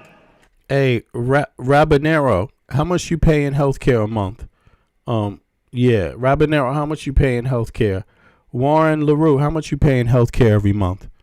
What healthcare provider you got? I would rather have by my side in this moment and in every moment. To every New Yorker, whether you voted for me, for one of my opponents, or felt too disappointed by politics to vote at all, thank you for the opportunity to prove myself worthy of your trust. I will wake each morning with a singular purpose. Well, next time, if you got none, next time try supporting somebody that wants you to have some for a change, because Trump doesn't give a fuck about you and doesn't want you to have none, okay? To make this city better for you than it was the day before. I mean, you got the nerve. I hope y'all ain't talking about this guy. Am I getting this right? Y'all too? Like, this guy's trying to get you health care. I hope you realize that. There are many who thought this day would never come, who feared that we would be condemned only to a future of less, with every election consigning us simply to more of the same. And there are... I never said, look at this troll here. He said, there's no such thing as free healthcare, dumbass. I never said nothing about free healthcare. I said he was trying to get you some healthcare. And I've been saying you haven't been listening. Apparently, I've been saying it's your money, fool. The only difference is that you're too stupid to demand that they use it for your ass. And now you got no health care. And you should not even be bragging about having no health care. Like, that's a strong standing point. You know, you need to listen. At least I got health care. Take a listen to me. I'll help you out. Others who see politics today as too cruel. If I'm so dumb, how I got health care and you don't? For the flame of hope to still burn. New York, we have answered. I hope you got a job. Those fears. Oh my God.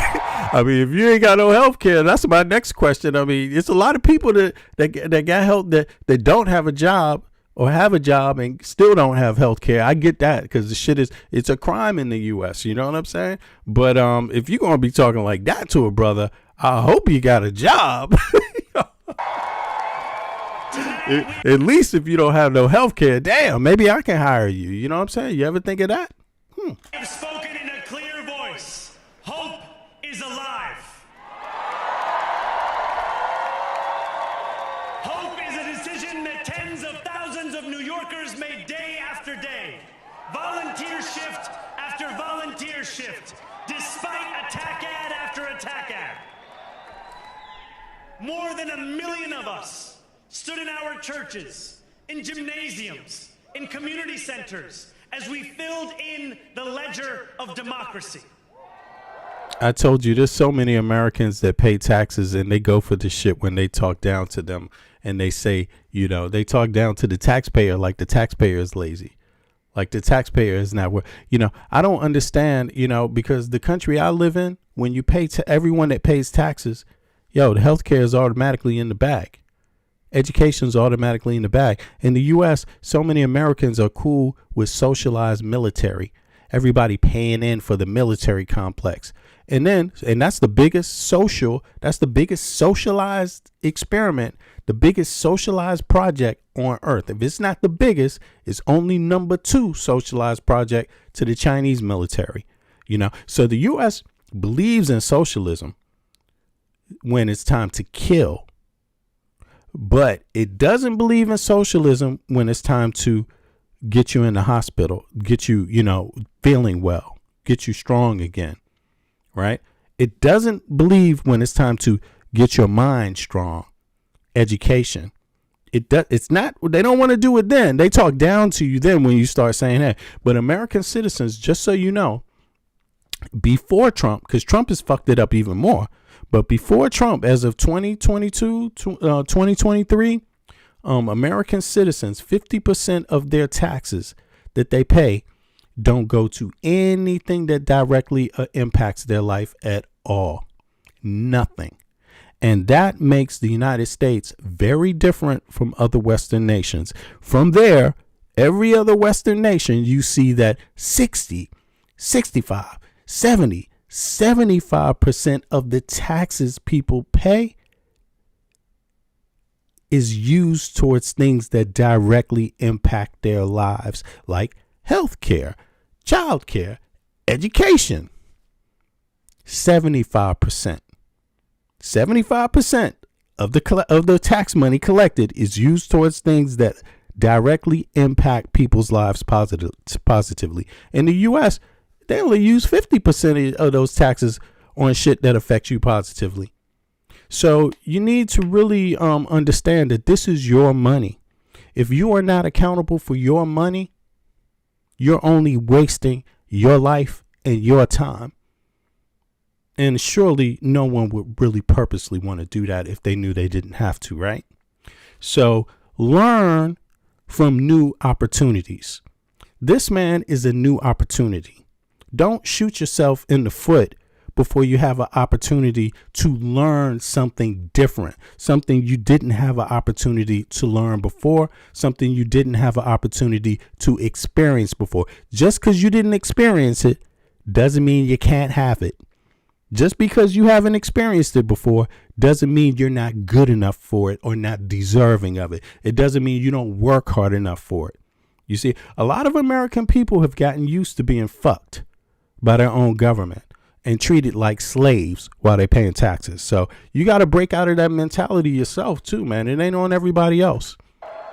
And while we cast our ballots alone, we chose hope. I mean, this man is trying. He's speaking real talk to the people. If you don't want to listen, that's on you. Together. Hope over tyranny. Hope over big money and small ideas. Hope over despair. We won because New Yorkers allowed themselves to hope that the impossible could be made possible. And we won because we insisted that no longer would politics be something that is done to us. Now it is something that we do. Yes. You can do everything else, right? You better do everything else, or things only get worse if you're not doing something. But surely you have time for this, because this is protecting every hour that you go to work, politics protects your hour. It protects the quality of that hour. It protects how much you get paid that hour. It protects the environment you're in and your rights while you're at work in that hour. Politics is there to improve, and your tax dollars are there to improve your actual life and your actual standing. So without the politics, things get bad.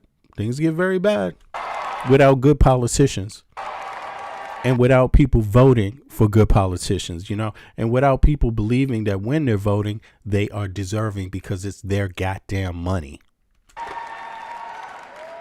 Standing before you, I think of the words of Jawaharlal Nehru. A moment comes but rarely in history when we step out from the old to the new, when an age ends and when the soul of a nation long suppressed finds utterance. Tonight we have stepped out from the old into the new. So let us speak now with clarity and conviction that cannot be misunderstood about what this new age will deliver and for whom. This will be an age where New Yorkers expect from their leaders a bold vision of what we will achieve, rather than a list of excuses for what we are too timid to attempt. Central to that vision will be the most ambitious agenda to tackle the cost of living crisis that this city has seen since the days of Figueroa LaGuardia.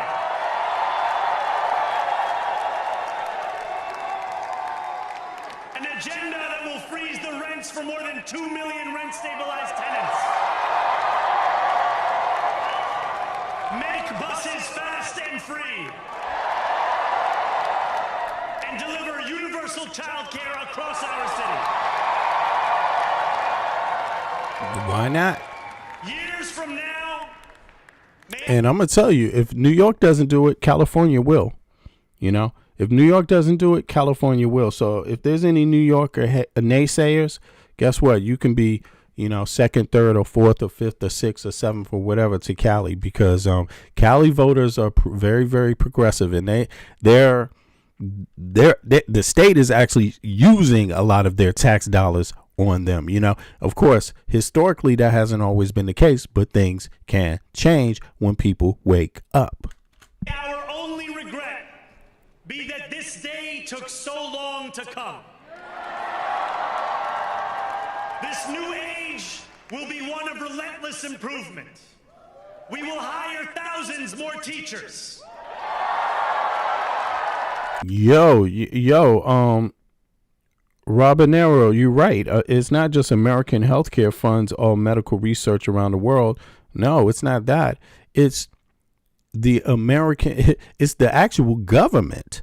It's your tax dollars that funds it. It's your tax dollars that pays the United States government to do research no corporation could do. You see what I mean? You have to realize that. It's your actual dollars that's doing that. And then what they do is they give access to their research to corporations, to the, companies that provide healthcare, companies that provide medicine. That's what they're actually doing. A lot of the breakthroughs are there because of your tax dollars. And that's what you have to understand. I'm serious. I'm not making it up. You may think I'm just pulling it out of my ass. No, I am not.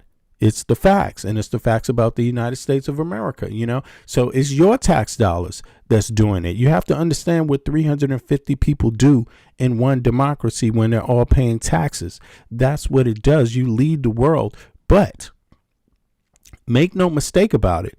If you do not embrace who you are and what you have, you can lose that space, because there's another group of people that's willing to take it over and do what you forgot.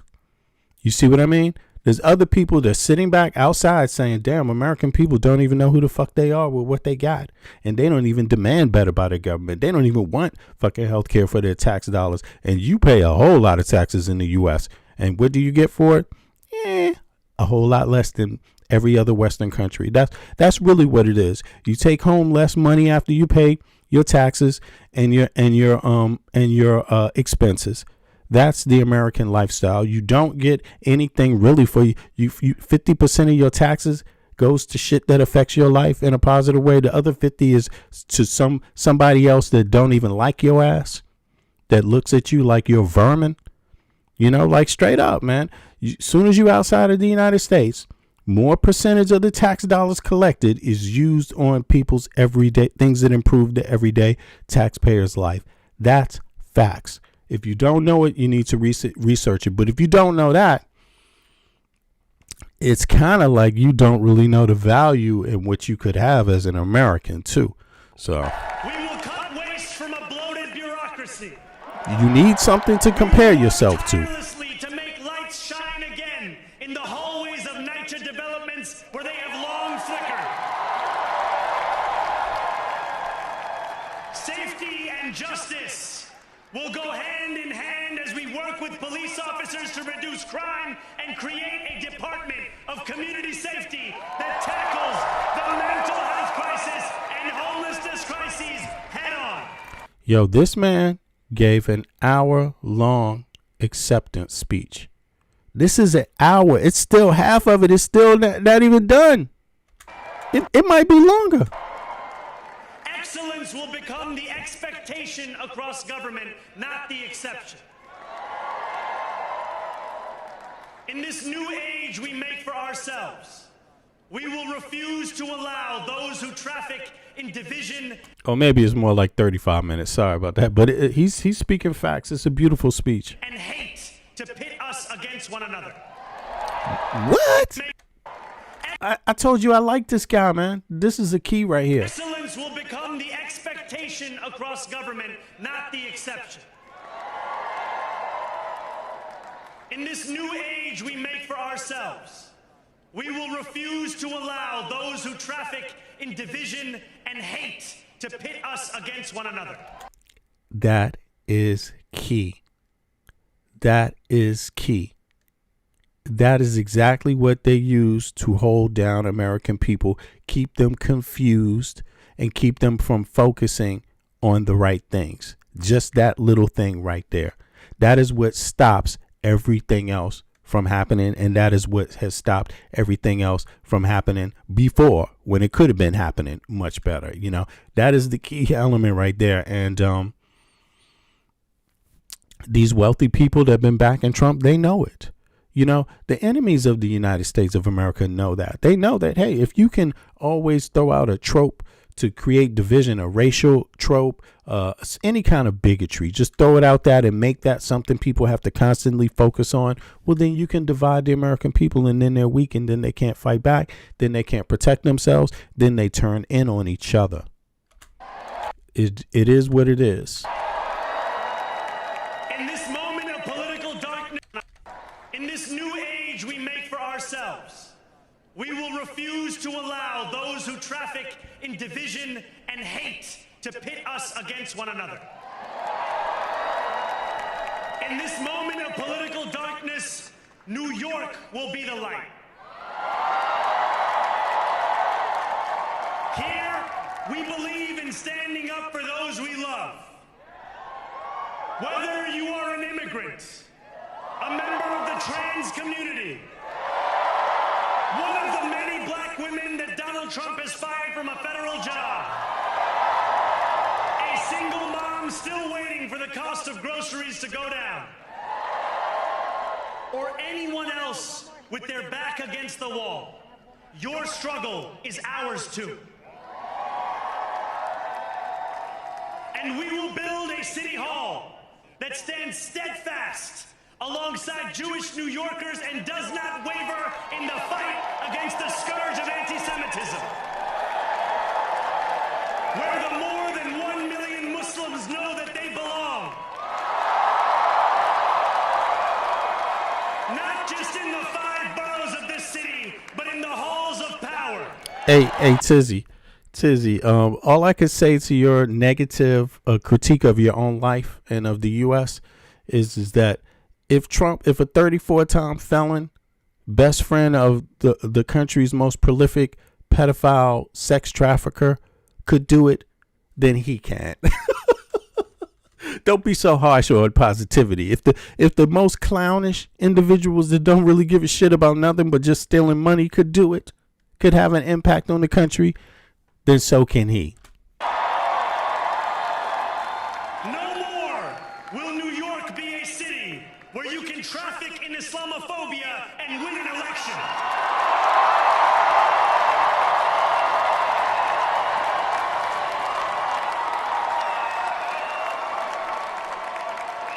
This new age will be defined by a competence and a compassion that have too long been placed at odds with one another.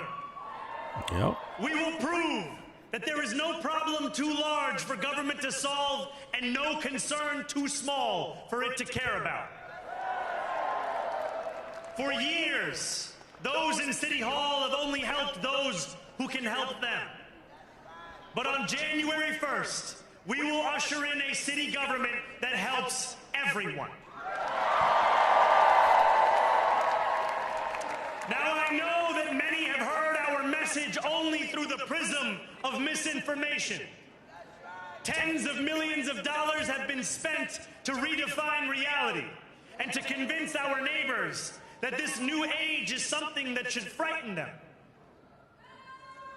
As has so often occurred, the billionaire class has sought to convince those making $30 an hour that their enemies are those earning $20 an hour.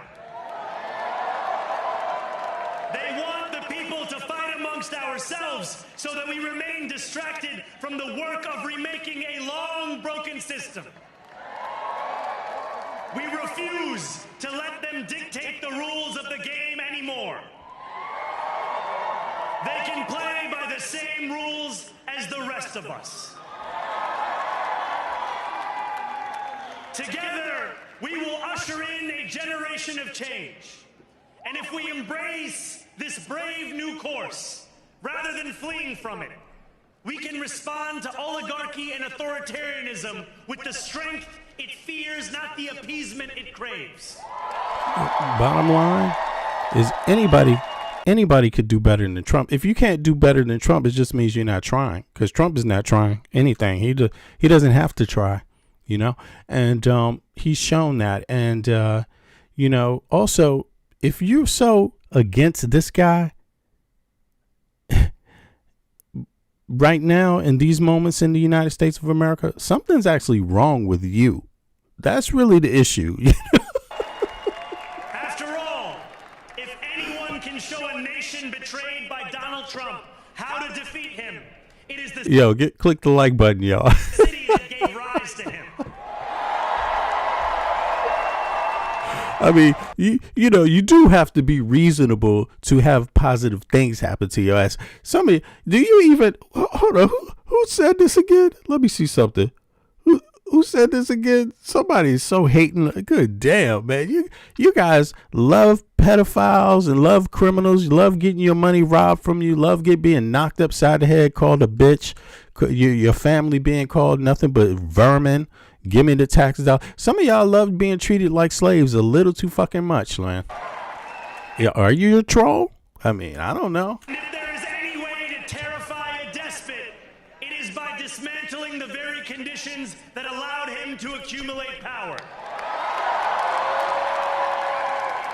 This is not only how we stop Trump, it's how we stop the next one. Yes. So Donald Trump, since I know you're watching. Hold on. He about to say something right here. Donald Trump, since I know you're watching. Damn, where's it at?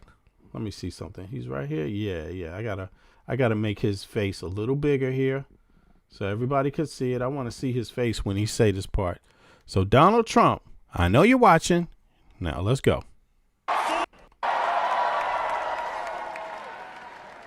So Donald Trump, since I know you're watching, I have 4 words for you. Turn the volume up. Yeah, that's right, Trump. Turn the volume up because Americans are sick of your ass. And, you know, you could think whatever the hell you want to think, but, you know, you don't want the American people turning up the volume on your ass, and they're about to. And, you know, you might think you the king of the United States right now. And you might think you have a recipe for continuing to exist that way. But you're in the wrong country. It's never going to happen. And the more Americans figure that out, the more protective they're going to start being over their own tax dollars. The more they're going to start demanding respect from their leaders that talk down to them while you're paying their salaries. I mean, you can't be more of a bitch than to be giving your money to a person that looks down on you and withholds it from you and talks down on you. MAGA Mike Johnson and Trump literally call the very people that pay their salaries lazy because they're saying, hey, man, why are you cutting our health care? They call the people who work lazy. It can't be any clearer than that. I mean, you either want to be a fucking slave, and apparently it's a few people that are perfectly fine with being talked down to like that. But that's who you are. You have every right to roll with that program, but I don't think American people, the majority's rolling with that anymore. I think it's about over. You couldn't stop them with all your tricks right now. I don't think it's going to work. And the online trolling, disinformation, it ain't gonna work. Already been past that. People done figured that shit out.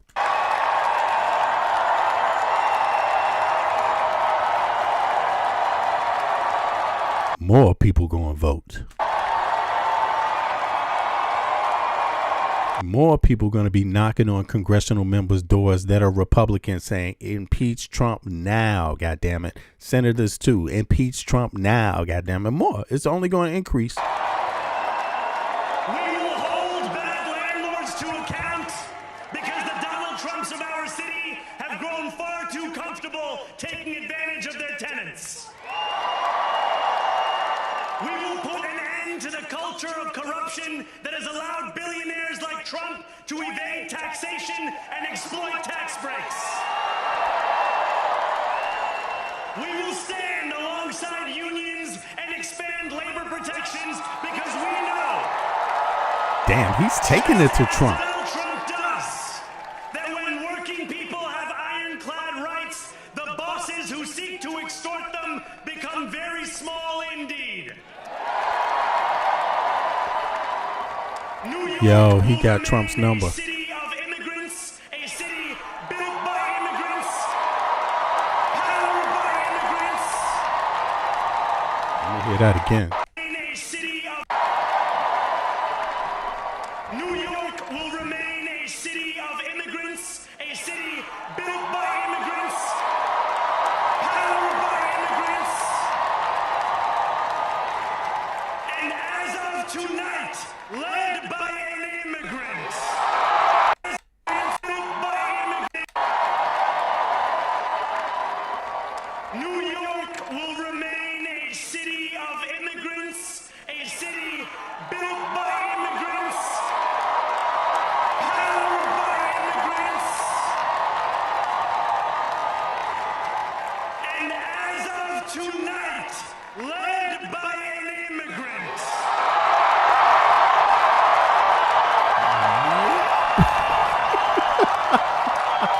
I mean, he's speaking from his heart. He's speaking from his heart, yo. He's speaking from his heart. I feel that. I feel that. And he's absolutely right. New York is a city built by immigrants. It is. It is. They kicked the natives off, however, you know. But the city you see today, it was built by immigrants. There's nobody in New York that's not an immigrant. Nobody is in their ancestral land, really. You know, I mean, unless you're Native American. You know, so you have to, and I'm sure, you know, not too many natives remain from that region, you know what I mean, due to, you know, strife in the past in the country. But, you know, this guy is right. He knows what he's talking about. He knows what New York is about, and he knows the history of the East Coast. It's not just New York, you know, all of those. If you know anything about American history, they talking about immigrants. You see what I mean? If you're not talking about Native American history, and you're not talking about prior to colonialism, right? The, you know, Spanish and this kind of thing, the Catholic Church and blah, blah, blah, coming over here after the Inquisition, you know what I mean? During the Inquisition coming to the Americas. If you're talking about that period and on, then you're dealing with immigrants. That's what you know what I'm saying? That's what pretty much went on. And these people came to and colonize America. You see, North, South, Central, the islands, all of that, you know, and then, you know, killed off a lot of the native population. Native population got sick. Some of them, others were driven off of their lands and driven to other parts of the continent. And, you know, and then you have immigrants developing, and then you also have descendants of Africa that came at that time as prisoners and put into slavery. You see what I mean? Due to other conflicts. Now, yeah, you know what I'm saying? So, you know, but, you know, I think in a general way, the basic thing is that the idea he has, and that is to stop thinking that somebody's more special than the other, come together and start realizing the common causes, the common issues that all people have, you know, focus a little more also on the classism in it. You see what I mean? New York hasn't really had a leader really dealing with classism. No. And New York has had troubles with that for a long time, you know, and yeah, for a very long time, at least my lifetime. I'm 55. My entire lifetime, New York has had issues with classism. You know, it's the working people always had a struggle in New York. And it's not the only country. You know, it's typical across the U.S. and states. It's typical. We know this story. So I appreciate a guy that's saying these things, especially if he considers himself an immigrant, because at least it means he bothered to know enough about America and the state he lives in before he even ran, so he can speak on it eloquently. You know, so if he's an immigrant saying this, I'm even more proud of him saying this, because he took his time. He was thoughtful, and you know, in his run, he's, you know, what he wants to do with his politics, if it's what he really wants to do, is thoughtful, a hell of a lot more thoughtful than a lot and we see that through Trump, through knowing that we have a president. His name is Donald Trump. And a lot of you people let him do whatever the fuck he want. You would let him come piss on your family members' heads and shit. Donald Trump said that, you know, himself, he could go out on Broadway and shoot somebody and nobody would do anything. Yeah, well, he would also go piss on your family's head too. And a lot of you wouldn't do a goddamn thing about it. You accept that kind of bullshit. Well, be happy that this guy is not trying to do that and saying something else, because he's not going out saying, I could shoot somebody in the head in front of Broadway and nobody would do anything about it. He's not that dude. So have a little respect and also give yourself a chance, you know. But anyway, that message is to the haters. So hear me, President Trump, when I say this. To get to any of us, you will have to get through all of us. There you go, New York. When we enter City Hall in 58 days, expectations will be high. We will meet them. A great New Yorker once said that while you campaign in poetry, you govern in prose. be true. Let the prose we write still rhyme, and let us build a shining city for all. And we must chart a new path, as bold as the one we have already traveled. After all, the conventional wisdom would tell you that I am far from the perfect candidate. I am young, despite my best efforts to grow older. I am Muslim. I am a democratic socialist. And most damning of all, I refuse to apologize for any of this. Somebody in the chat said, brother man has no plan for the people. Brother has he got more of a plan than you. Look where he is and look where you ain't. He's on the podium. He just got New Yorkers' vote. You didn't. Instead of being so small that you got to hate on another man, why don't you prove yourself better? How about that? Isn't that easier to do? Proving yourself better? Or are you not better?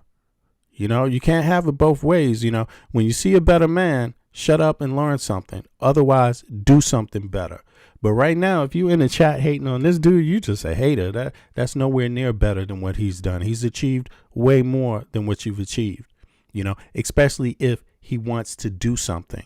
You know, if you think you could do better, then get your ass out there and get to doing it, and you will have the support too.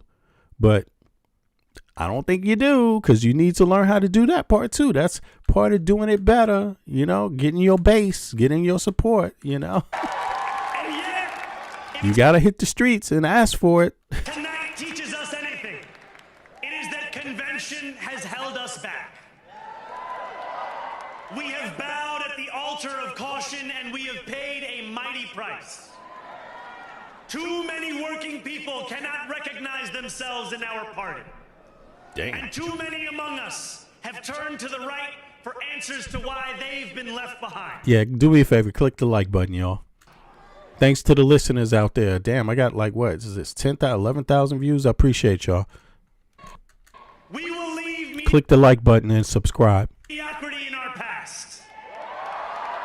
No longer will we have to open a history book for proof that Democrats can dare to be great. Our greatness. And the Democratic Party is lucky to have this man, you know, straight up. You know, they are. Not that the Democratic Party is not a working party. The Democrats is a well-established workers' party. You know, they do a lot of work. They have a serious infrastructure, you know, and but I'm also glad to see them take in young blood. But this is young, hardworking blood. This is not just young for the sake of just being young. This is somebody who really is a worker. I can tell by this dude. He's going to be around. Whatever party he's a part of would be lucky to have him. But I'm very sure that he's going to rise up in the ranks because he's a worker. And that's how you rise up in the Democratic Party, through being willing to do the work and know what you're doing when you're doing the work, knowing what the work is. So this dude, he's a good one. He's a good one. Will be anything but abstract. It will be felt by every rent-stabilized tenant who wakes up on the first of every month. And I'm going to tell you right now, New Yorkers, the fact that your mayor has said that he is going to do this rent thing, that means it is coming. Because he may not be able to do everything, but what politician has ever? But he's laid out a good list of things so far. And I don't know, just in my mind, it seems like the rent thing is something he's going to have some success on, you know. But for one, you know, I think this guy's going to be a very successful mayor for New York City. Knowing the amount they're going to pay hasn't soared since the month before. And you know something? Don't get me wrong. I could, because I'm American too. You know, I could be just as bigoted or prejudiced myself. I can't be, because I'm a human being. You see what I mean? You know, I have my own state that I come from. I'm not from New York. New York is a little different from DC, how people do things. But we have similar problems. And on top of that, the makeup of Washington, D.C., the people is a little bit different than New York.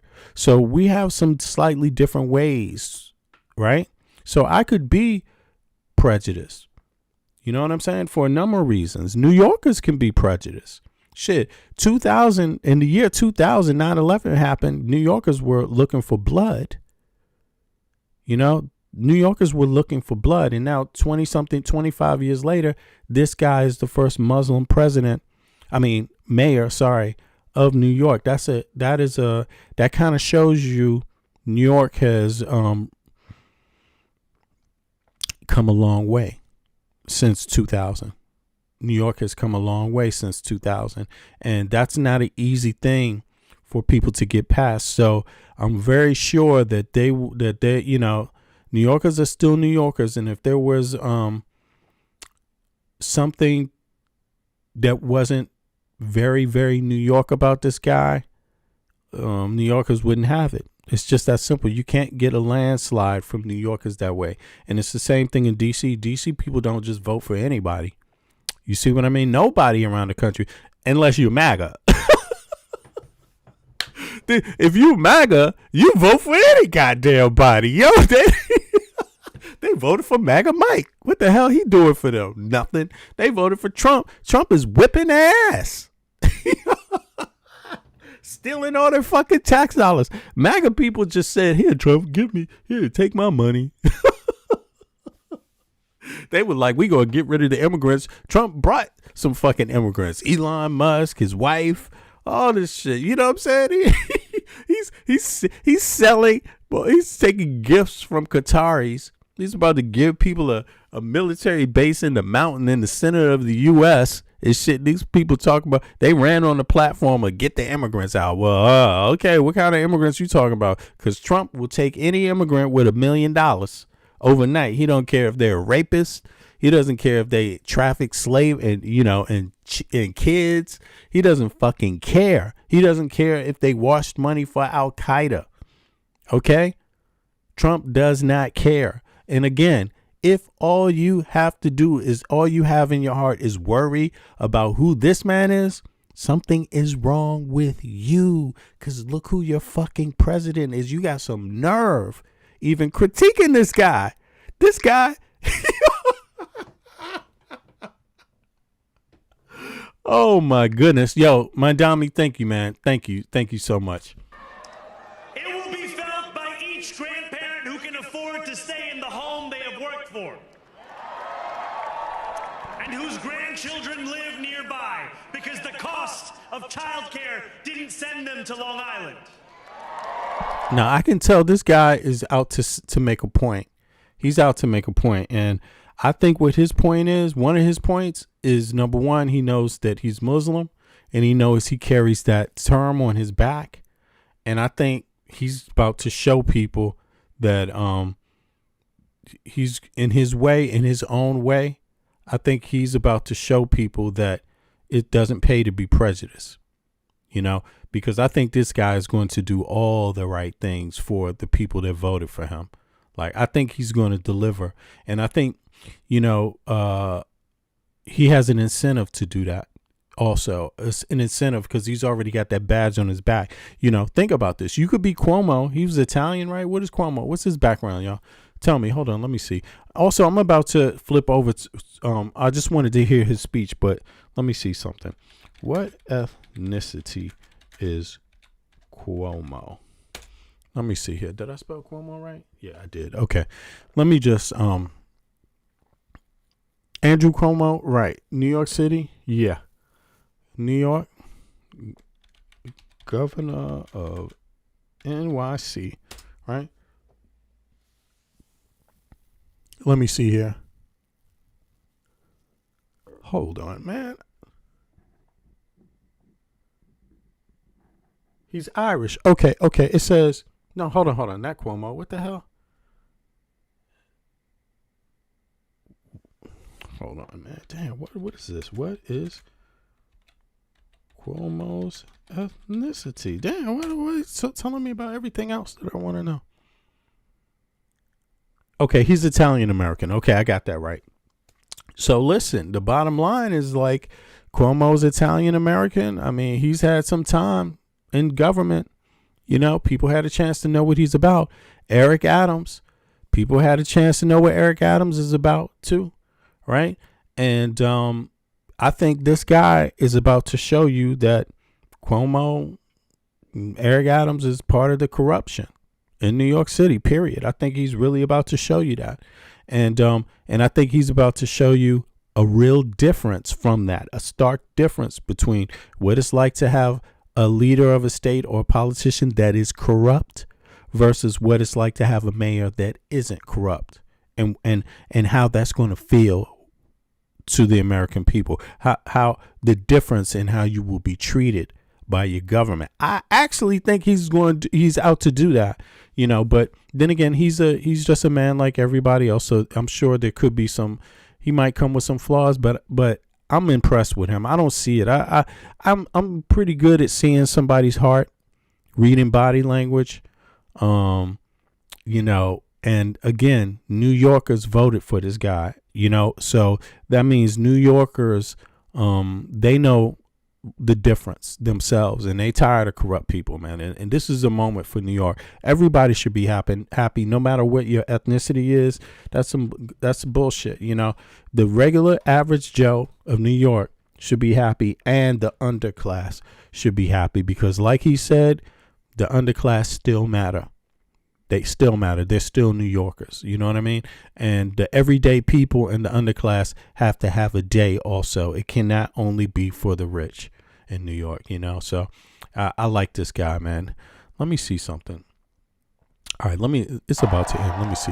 He got a couple more words. Single mother who is safe on her commute and whose bus runs fast enough that she doesn't have to rush school drop-off to make it to work on time. And it will be felt when New Yorkers open their newspapers in the morning and read headlines of success, not scandal. Most of all, it will be felt by each New Yorker when the city they love finally loves them back. Yo, these words, the people that are corrupt, these words are hitting them in the heart, man, because they know they had a chance and they failed ethically and morally to the challenge, you know. And yeah, he's speaking to them. He's speaking to the corrupt ones that have already had opportunities, you know, to lead. Together, New York, we're going to freeze Together, New York, we're going to make buses fast and together, New York, we're going to deliver universal. Damn. Let the words we've spoken together, the dreams we've dreamt together, become the agenda we deliver together.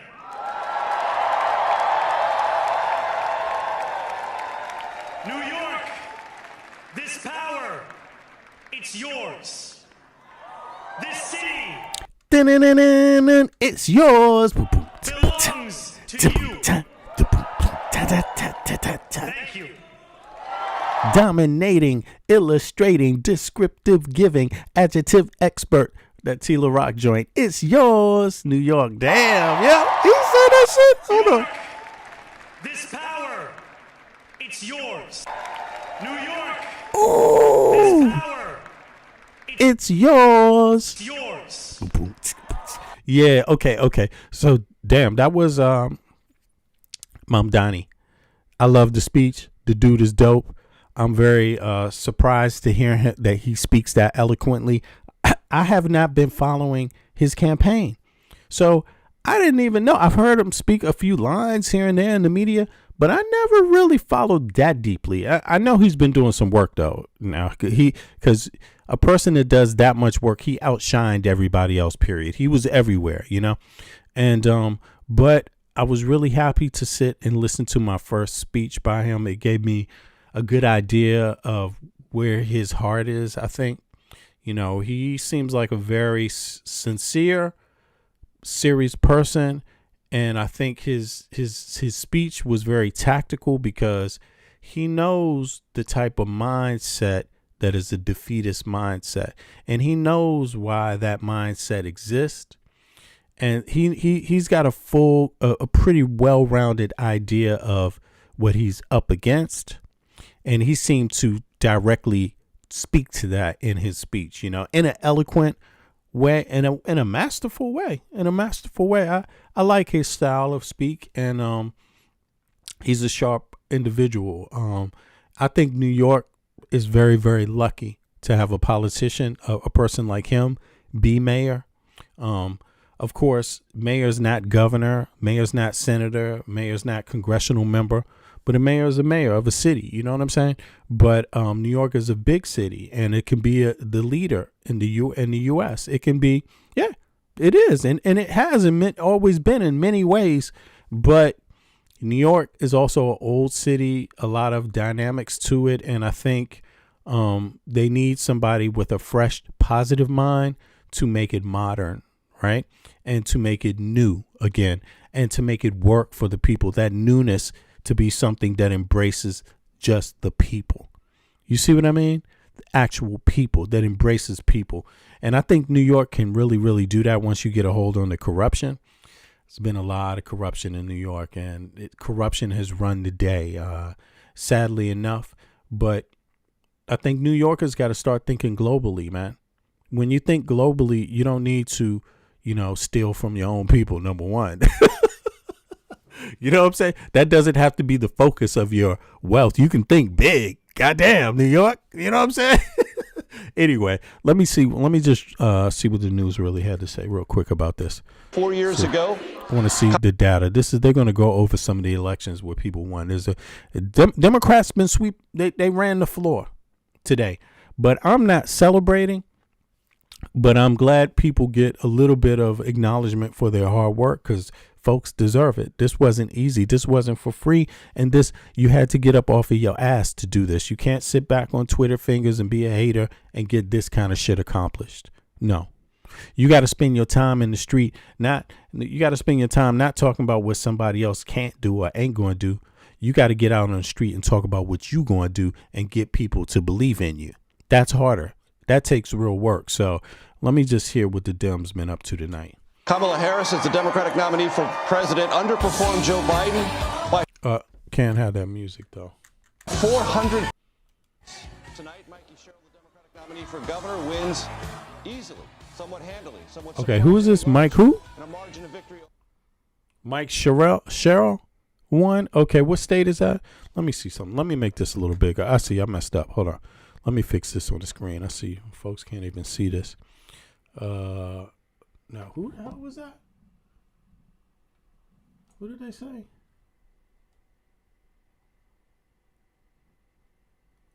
Who was that?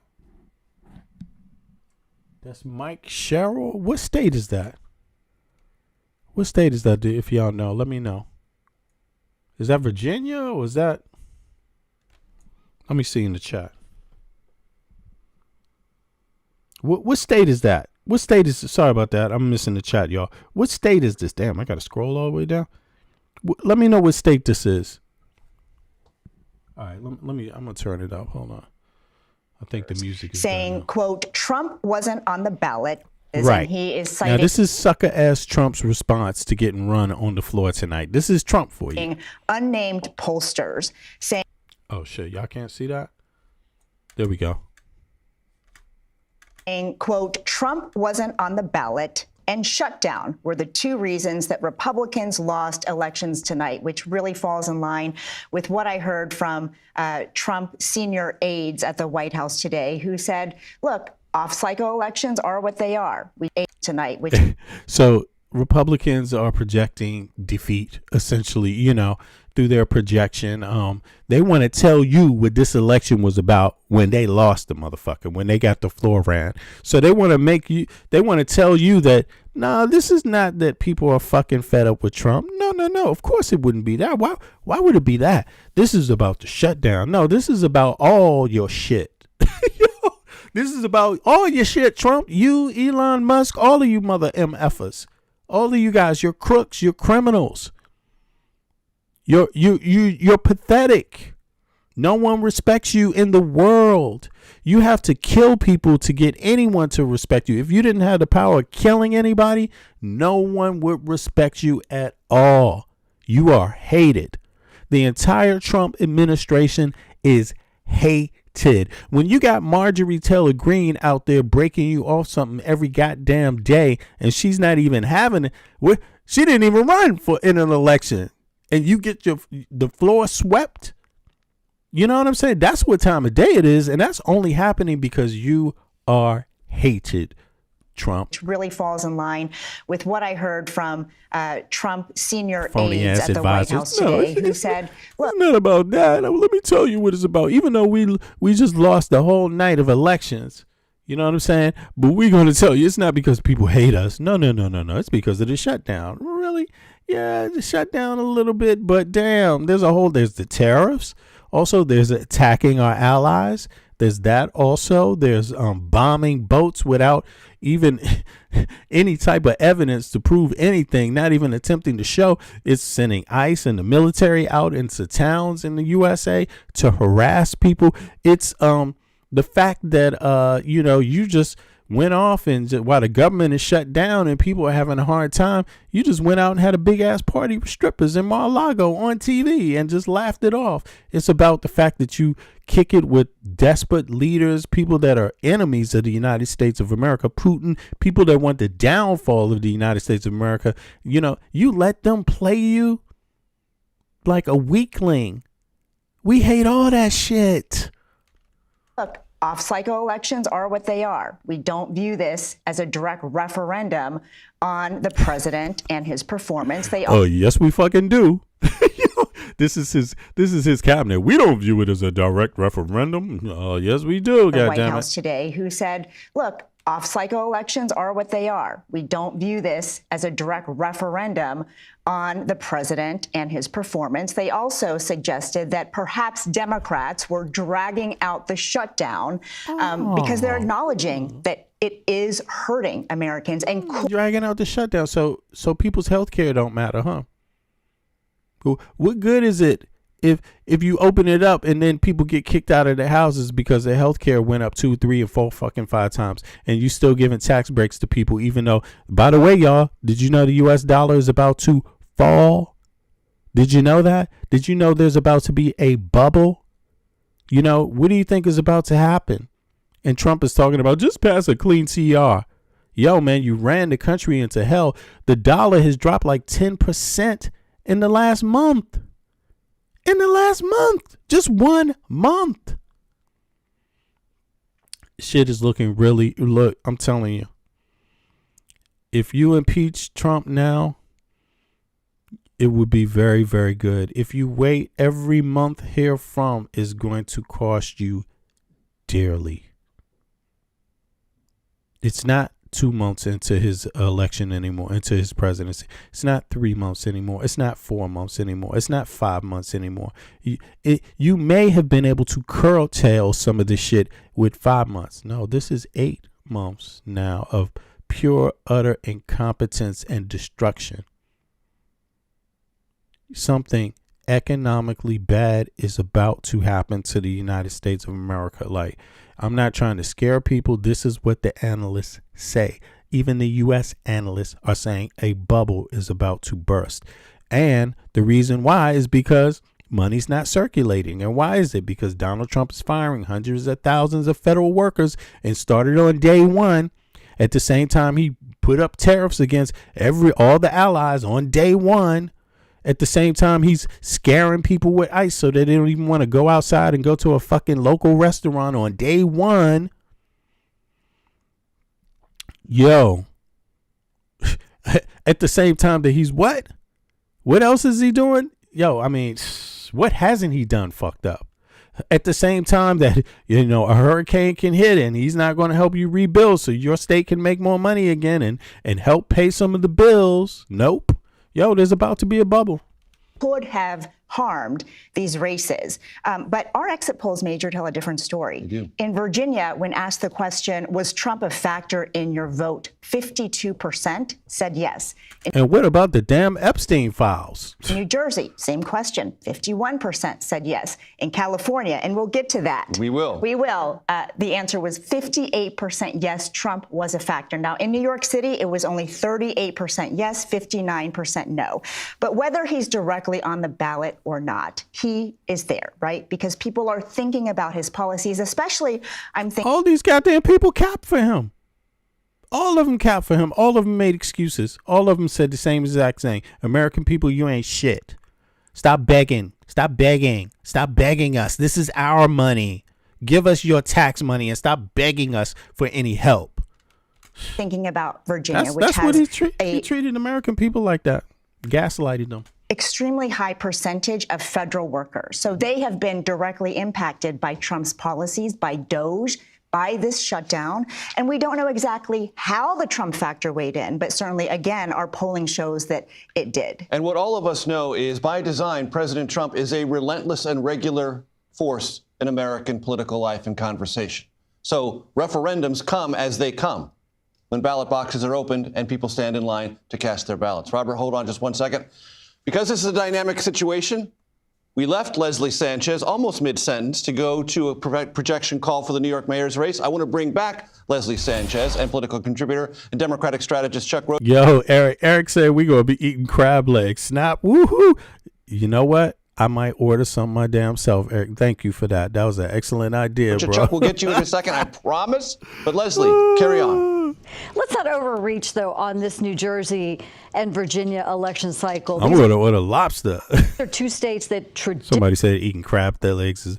Well, if you think eating crab legs is pathetic, hey, who cares, man? Your president is Trump. You're pathetic. What the fuck? Yo, you should be lucky you getting some crab legs, goddammit. You know what I'm saying? Because that ain't cheap in the U.S. right now. All the prices and shit. What you talking about? I mean, you eat... How you eating? What you eat every day? Where you work at, Gabe? Where you work at, Gabe? Come on, who's your healthcare provider? At least tell me that. What's your healthcare provider, Gabe? How much you paying for healthcare a month? Additionally, vote blue. So while I agree with the president that the government shutdown is certainly something that played into this, and Democrats used. Look, Gabe said he didn't vote in this year. You don't say. Somehow I knew that. To their advantage in blue states, especially when it comes to turnout, for very fair economic reasons. To say just because a president wasn't on the ballot, those are two traditional states that consistently vote for the opposite party for several election cycles. So I think that's kind of a more important, bigger picture to take. Yes, but Leslie, you know, after 2024, with the numbers I just mentioned about. Yeah, it says he researched tariff over the years. Damn. Kamala Harris's underperformance vis-a-vis Joe Biden, there was some sense Republicans had that they were making maybe some inroads in New Jersey, and this race might be a test case of that. It's a test case, but look at all the different factors that come into it. I don't think it's a fair observation. I think when we get to midterms next year is really going to be a stronger take, more candidates on the ballot, more issues, more economic reforms. And we're going to have a quick look at how this new type of leadership is going to affect. One thing we already know from New York is the exodus has started. We heard about real estate rates. People are. Yo, Trump actually sent out poll watches and shit. That's how much of a sucker Trump is. I mean, he's actually, this is how you know you got a real authoritarian going on. He's like, you know what? God damn it. Let me stop. Trump is the dumbest motherfucker on earth. Look, he literally picked up the phone in public. He said, hey, y'all, I got an announcement to make. Everybody turn the TV on. He picked up the phone and called the governor of Texas and said, I want you to gerrymander and get me 5 more congressional seats. You could do that for me, right? Right. And now look what happened. And more, they're about to see. Anyway, listen, no matter what party you with, no matter what party you voted for in the last election, that was the last election. You have the right to change your mind. That's democracy. And so that's part of the process. So you have to accept that, right? But I'm seeing that a lot of Americans are changing their mind because these numbers are very, very, very significant numbers. The individuals that are winning elections are saying some very different things. Gavin Newsom put this whole Prop 50 together, and he put it out to the people, and the people came out and voted in droves. You see what I'm saying? Like, he didn't, Texas didn't put the suggestion out to gerrymander to the people to vote on. They just went ahead and did it. They didn't give a damn what the people say. So there's two different Americas existing here. One where they respect your vote, even if maybe people haven't in the past. That's not what it's about. It's about what's going on right now. Two Americas. One where the party is saying, we respect your vote. Please come out and vote. And the other party that's saying, fuck you, stop begging from us. It's your tax dollars, but fuck you anyway. And we don't play fair at all. We don't care about your SNAP. We don't care about your health care. We don't care about your well-being. These are two different realities. You get to decide who it is. So the people that are changed, that changed their mind, you may have voted for Trump before and now you've had enough. Yo, thank you for that too. That's all it takes is people to be real about this shit. The farmers getting screwed over. Change your mind. Don't vote for. Remember who supported that. Remember who signed those bills. Remember who went out in the public and talked about it. The tariffs like it was going to be good for you. Remember everyone involved and get rid of them. Anyone connected with that thinking, get rid of them. That's what you have to do in a democracy. If you continue to just make the same mistake over because of some sort of allegiance to something that is just ideological and not practical, yo, this is how you got Trump. Are looking at leaving the state because of the high taxes that they. Okay, so Mom Donnie beat these two chumps, Cuomo, and who's this other guy?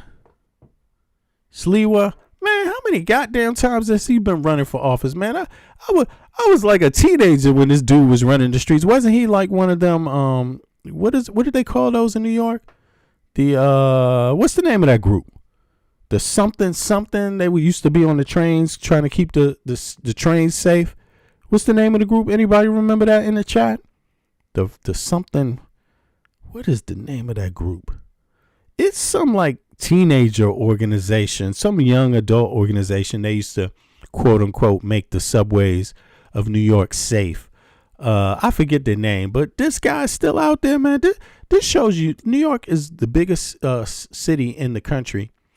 And here you have it. This is all you got to choose from. Out of all those millions of people, this dude, man, come on. And Cuomo, how long has this damn Cuomo been around in New York government? Man, that's not a good look. That's not a good look. So I'm really, especially when you see these two running, just imagine there wasn't one woman. Yeah. But in any case, not that it has to be all the time, but I just find that very interesting for these times, especially because women have been doing a great job in politics and in government. They've been whipping ass and have basically been the ones on the forefront of like these issues, community-based issues, on grassroots and in politics. But look at this. These two guys, this is the only options they got out of millions and millions and millions of New Yorkers. These two same dudes. And then you had Eric Adams, which is just the same thing. Different color, same thing. Man, Mondami, man. It's obvious he won. And he won by big margins too, because if this guy, I bet you Cuomo is sitting back there saying, man, Sliwa, if you didn't run, I could have won. That's probably exactly what he's saying. Oh, I almost could have won. No, you couldn't have. That's still not enough, Cuomo. So, yeah. Let's see. They what anticipate else? coming. So we're going to be able to test both Republicans and Democrats next election cycle very soon. Chuck, the floor is yours. I would push back on my good sister Leslie on two things. There's a Republican governor of Virginia right now. It ain't that blue. And also in New Jersey. Yo, now who else? Let me see something. Let me get out of here real quick. Let me I'm gonna change something up. I need to see who won in the elections. Okay. What states did the Democrats win tonight? And let me just see here, just to wrap this up real quick. See how many states Democrats won. I think Democrats swept the floor, to be honest. So you got California. That was so now they got 54. Hold on, what? No. Hold on. Damn, this is wrong. I'm sorry.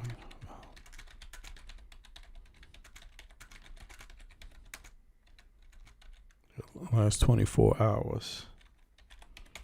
Here we go. Let's see here. What is this? Come on now, get busy. You don't know the answer to that?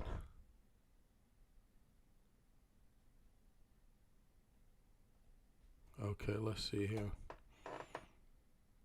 Okay, so you had Zoran Mondani. That was the New York mayoral election. You had Abigail Spanberger was elected governor. Governor of what? What state is that? Is that Virginia?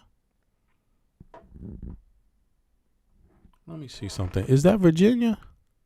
Spanberger? Why does it say page unavailable? Okay, wait a second. Spanberger. Okay, I think that's Virginia, right? Let me know if I'm wrong. Then you got New Jersey. Oh, right. Spanberger is Virginia. There we go. Then you got New Jersey. Mikey Sherrill. Okay. That's a governor's race. That's great.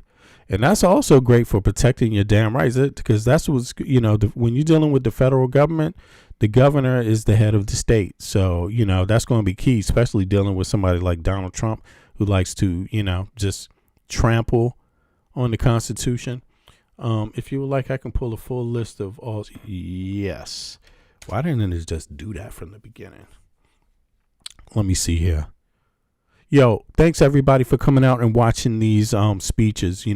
It's pretty much a moment, and I'm glad that I had a chance to come and actually watch it with you guys. I did just watch it just now, so with you guys, and I was at work earlier. Let me see if you like, I can pull the full. Why is it pull the full list? Why do I have to say that?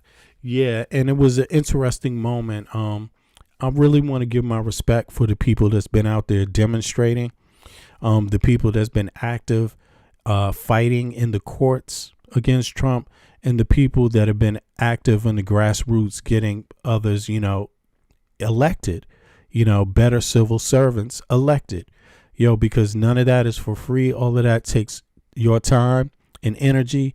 Lazy people don't get it done. You're not rich. You don't get paid people aren't paid loads of money for that, like Trump is paid for his job, or even Caroline Levitt. Okay, so let's see here. Ghazala Hashmi, that was also in Virginia, Lieutenant Governor. Jay Jones, Attorney General of Virginia. Wow. Damn, Virginia got a lot of seats. Democrat seats just went over. Okay, Mikey Sheriff, Governor of New Jersey. Okay. Is it Mikey or Miki? Whatever. Okay, Zoran. Okay, that's New York. California. Okay, that was Prop 50. If you like, I can pull a longer list, 20 to 30. Pull all. Damn, why does it keep coming up with short lists, man? Just do all. I want to see. Okay, latest list. Okay, maybe they had it here. I thought I opened this up before. It said it's page unavailable. Wow.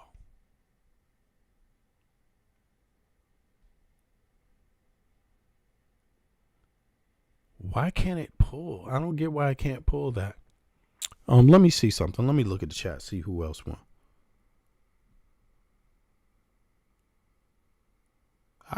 So, hey, how many of you all voted? If you voted in the last election, press 1. Let me know what state you voted from also. Or city. Yeah, what city you voted from. Let me see here. Yeah, y'all, I'm headed out. I don't see this full list. Let me see if I can get a list right here. Is this a list? Okay, this is just Virginia. who else? 7 election takeaways. Okay, well, let me just see what this one is real quick before I'm out of this joint. This is by Politico. What does this say? Democrats knocked down by Trump tsunami last year rode a blue wave back to relevance Tuesday night on an off-cycle election day as voters hit the polls in a few states. The down and out party notched win after win and showed signs of life heading into next year's midterms. And President Donald Trump's maximalist revenge tour of a second term ran headlong into his first electoral pushback. Okay. Let me see here.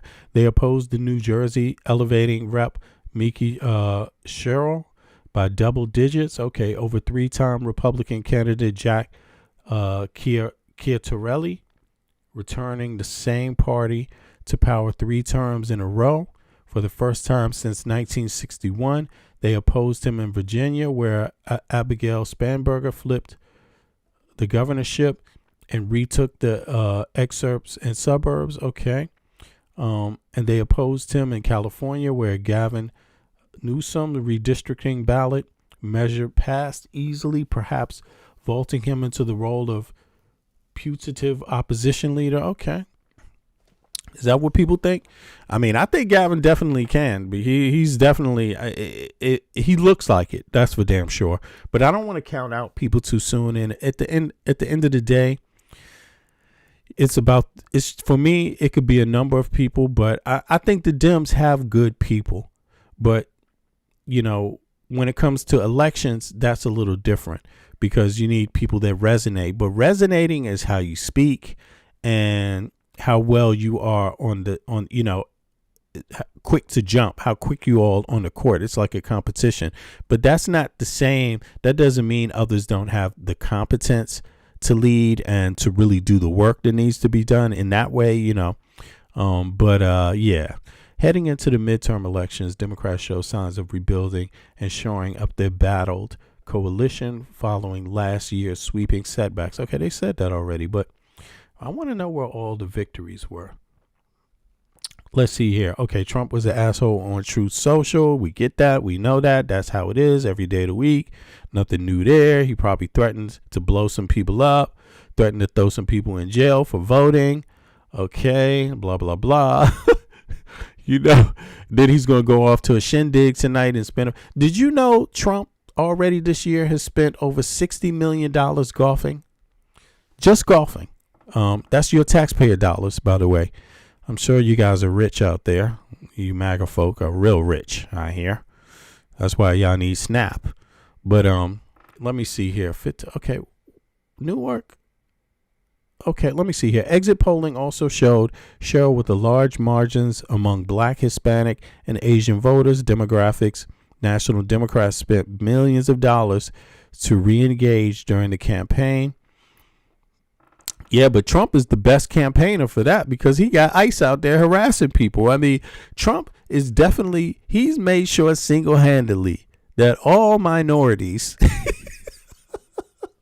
is definitely coming out to vote now. If they didn't vote the last time, oh my God, they're going to be out. Everybody's coming out to vote this election. Trump was the best campaigner for Democrats that anyone could ever have. Thank you, Mr. Trump. Thank you. I mean, he is. Hey, y'all, Republicans, keep him in there. Keep Trump in there so we can keep winning. Keep Trump in there so the country can change for the better. Don't do any switcheroos, please. We don't need some new spin on the thing. We right cool with the way it is right now with this kind of momentum. Okay, not that you have anybody else to offer because all of you are corrupt. I mean, they all went in there and capped. They capped. Every single person in the Republican Party got up there in front of the camera and lied through their goddamn teeth millions of times over and over and over and over and over and over and over and over and over. They showed no allegiance to the American people or the fucking country. Anyway, y'all, I'll be back. Yo, I appreciate everybody. Please click the like button. Please click the subscribe button if you haven't subscribed. Hit the bells too, make sure you get the notifications. But if any of you that are listening have been out there on the streets in any capacity to save our country from this lunatic, thank you. You are a hero. You are a hero. Like, seriously, do not underestimate yourself. It doesn't matter in what capacity you did. The mere fact that you got up and you did something and you got together with somebody else to organize anything, thank you. Thank you. You know, you are what makes the country good. You are what makes the country livable. You are the spirit of the future of our country, you know, and that's not easy, because life in the U.S. is not simply an easy thing. So the good you do, you work hard at doing it. You know, you're doing it for deeper reasons. It's not because it comes easy. It's because you know it's the right thing to do. You see what I mean? So you guys make me proud, to be honest with you. You make me proud, and you know, all I can say is I'm in debt to you. And you know something? Do me a favor, y'all. Use some of the comment section of the videos sometimes and leave me a link to organizations I can support, or organizations that I need to be aware of in different parts of the country, so I can take a look at them and better my knowledge of people that are doing things on the ground and organizers on the ground in the U.S., no matter what part it's from. All right. Do me that favor. Yeah. But until later, I'm going to say peace and I'm going to be out. But I appreciate everyone. You guys are great. And I'll be back at y'all real soon. Peace. One. Oh, and also, excuse me. Sorry about that. Also, there was one other thing.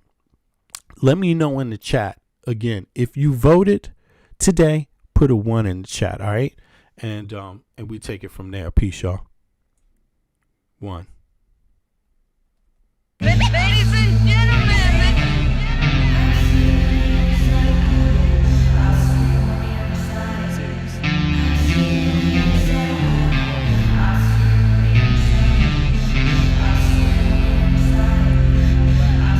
Peace.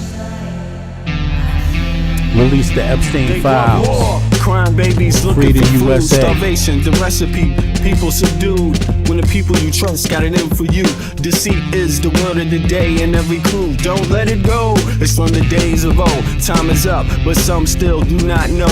Can I make up my mind? Is it worth the dime? Do I have to take a minute just to make it mine? Life's never fair, but don't listen to the TV. Go out and take a listen to the streets, with the people in the slums and the homeless bums, with degrees and degrees sitting under a tree. It's not easy in the world for the poor man, the one that brought you to reality. See, they don't want you to know about the black sheep, leaving 7 roads to the 12 families all around the globe with an ancient code. Is it really asking a lot to say a death ode? Cause we sitting on the earth looking back at extinct, and I'm standing on some ground that's about to sink. I ain't scared for a minute, I ain't about to blink, but I documented for the world what I see and think. Feel we on the call and I feel we on the break. All Congress gonna do is waste paper and ink. Vote or die, you voted and you'll die. You can have it both ways, can't say it's a lie. You can march all you want, but they playing you wrong. They only understand war, it's the same old song. They want war, all they really want is a war. Diversionary tactic to make the big score. The diamonds in the morning, you know they want more, but they wanna keep you low, so they manifest the war.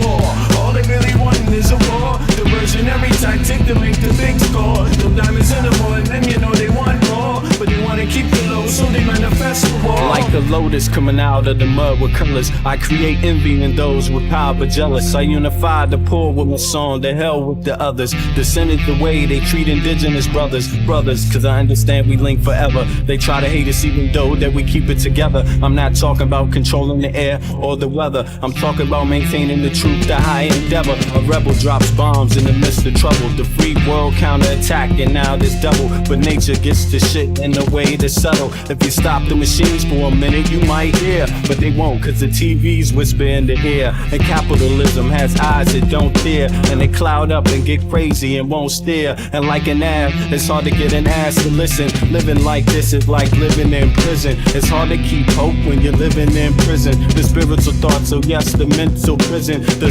outside, yes, it's got to get through. Something's gotta die, so something here can live. Your life is nothing if you got nothing to give. Keeping the spiritual, yes, disguised as religion. Controlling your mind, the mental prison. They want war. All they really want is a war. Diversionary tactic to make the big score. Them diamonds in the morning, you know they want more, but they wanna keep you low, so they manifest the war.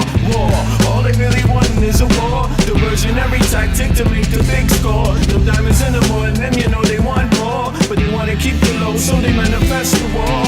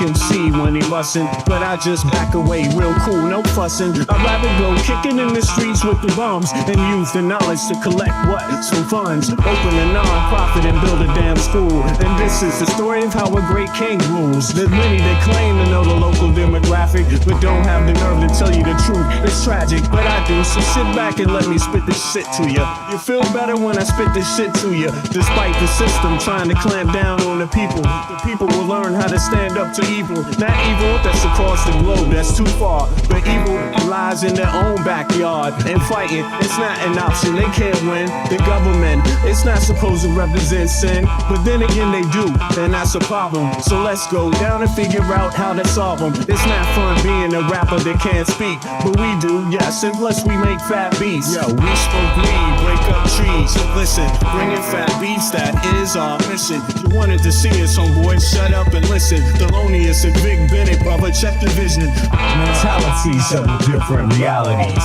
Enter the Star Trek room when you hear the boom. I be the Walkman, hit the super bass. Automatic stop, yes, stereo cassette player.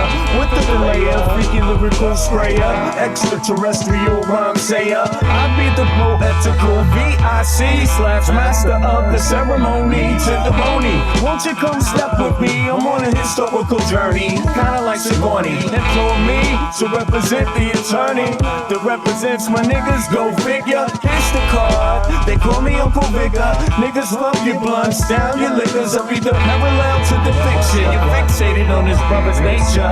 Relaxed behavior, I might save your change. Flip it, rearrange the whole concept. You must look for all your brain. Insane, psychotic, neurotic, black onyx, and hooked on phonics. Yes, atomic, it bleeds like a bonnet. Cut with the Asiatic, they all up on it. Rhyme static with the robotic type of skill. You wonder, is this nigga Vic really for real? It's still, but only necessary in the berry. I'm milk like dairy, they quite contrary. That's scary, but I'm a dog in the prairie. I scurry to grab my bones and just bury. Lyrical flurry, go get your secretary with impeccable dictions. My style might vary, so get a hold of your own shit real fast. Fucking with us, we take it right out your ass. Every dog chill while the other dogs howl. Too many dogs get cent to the pound.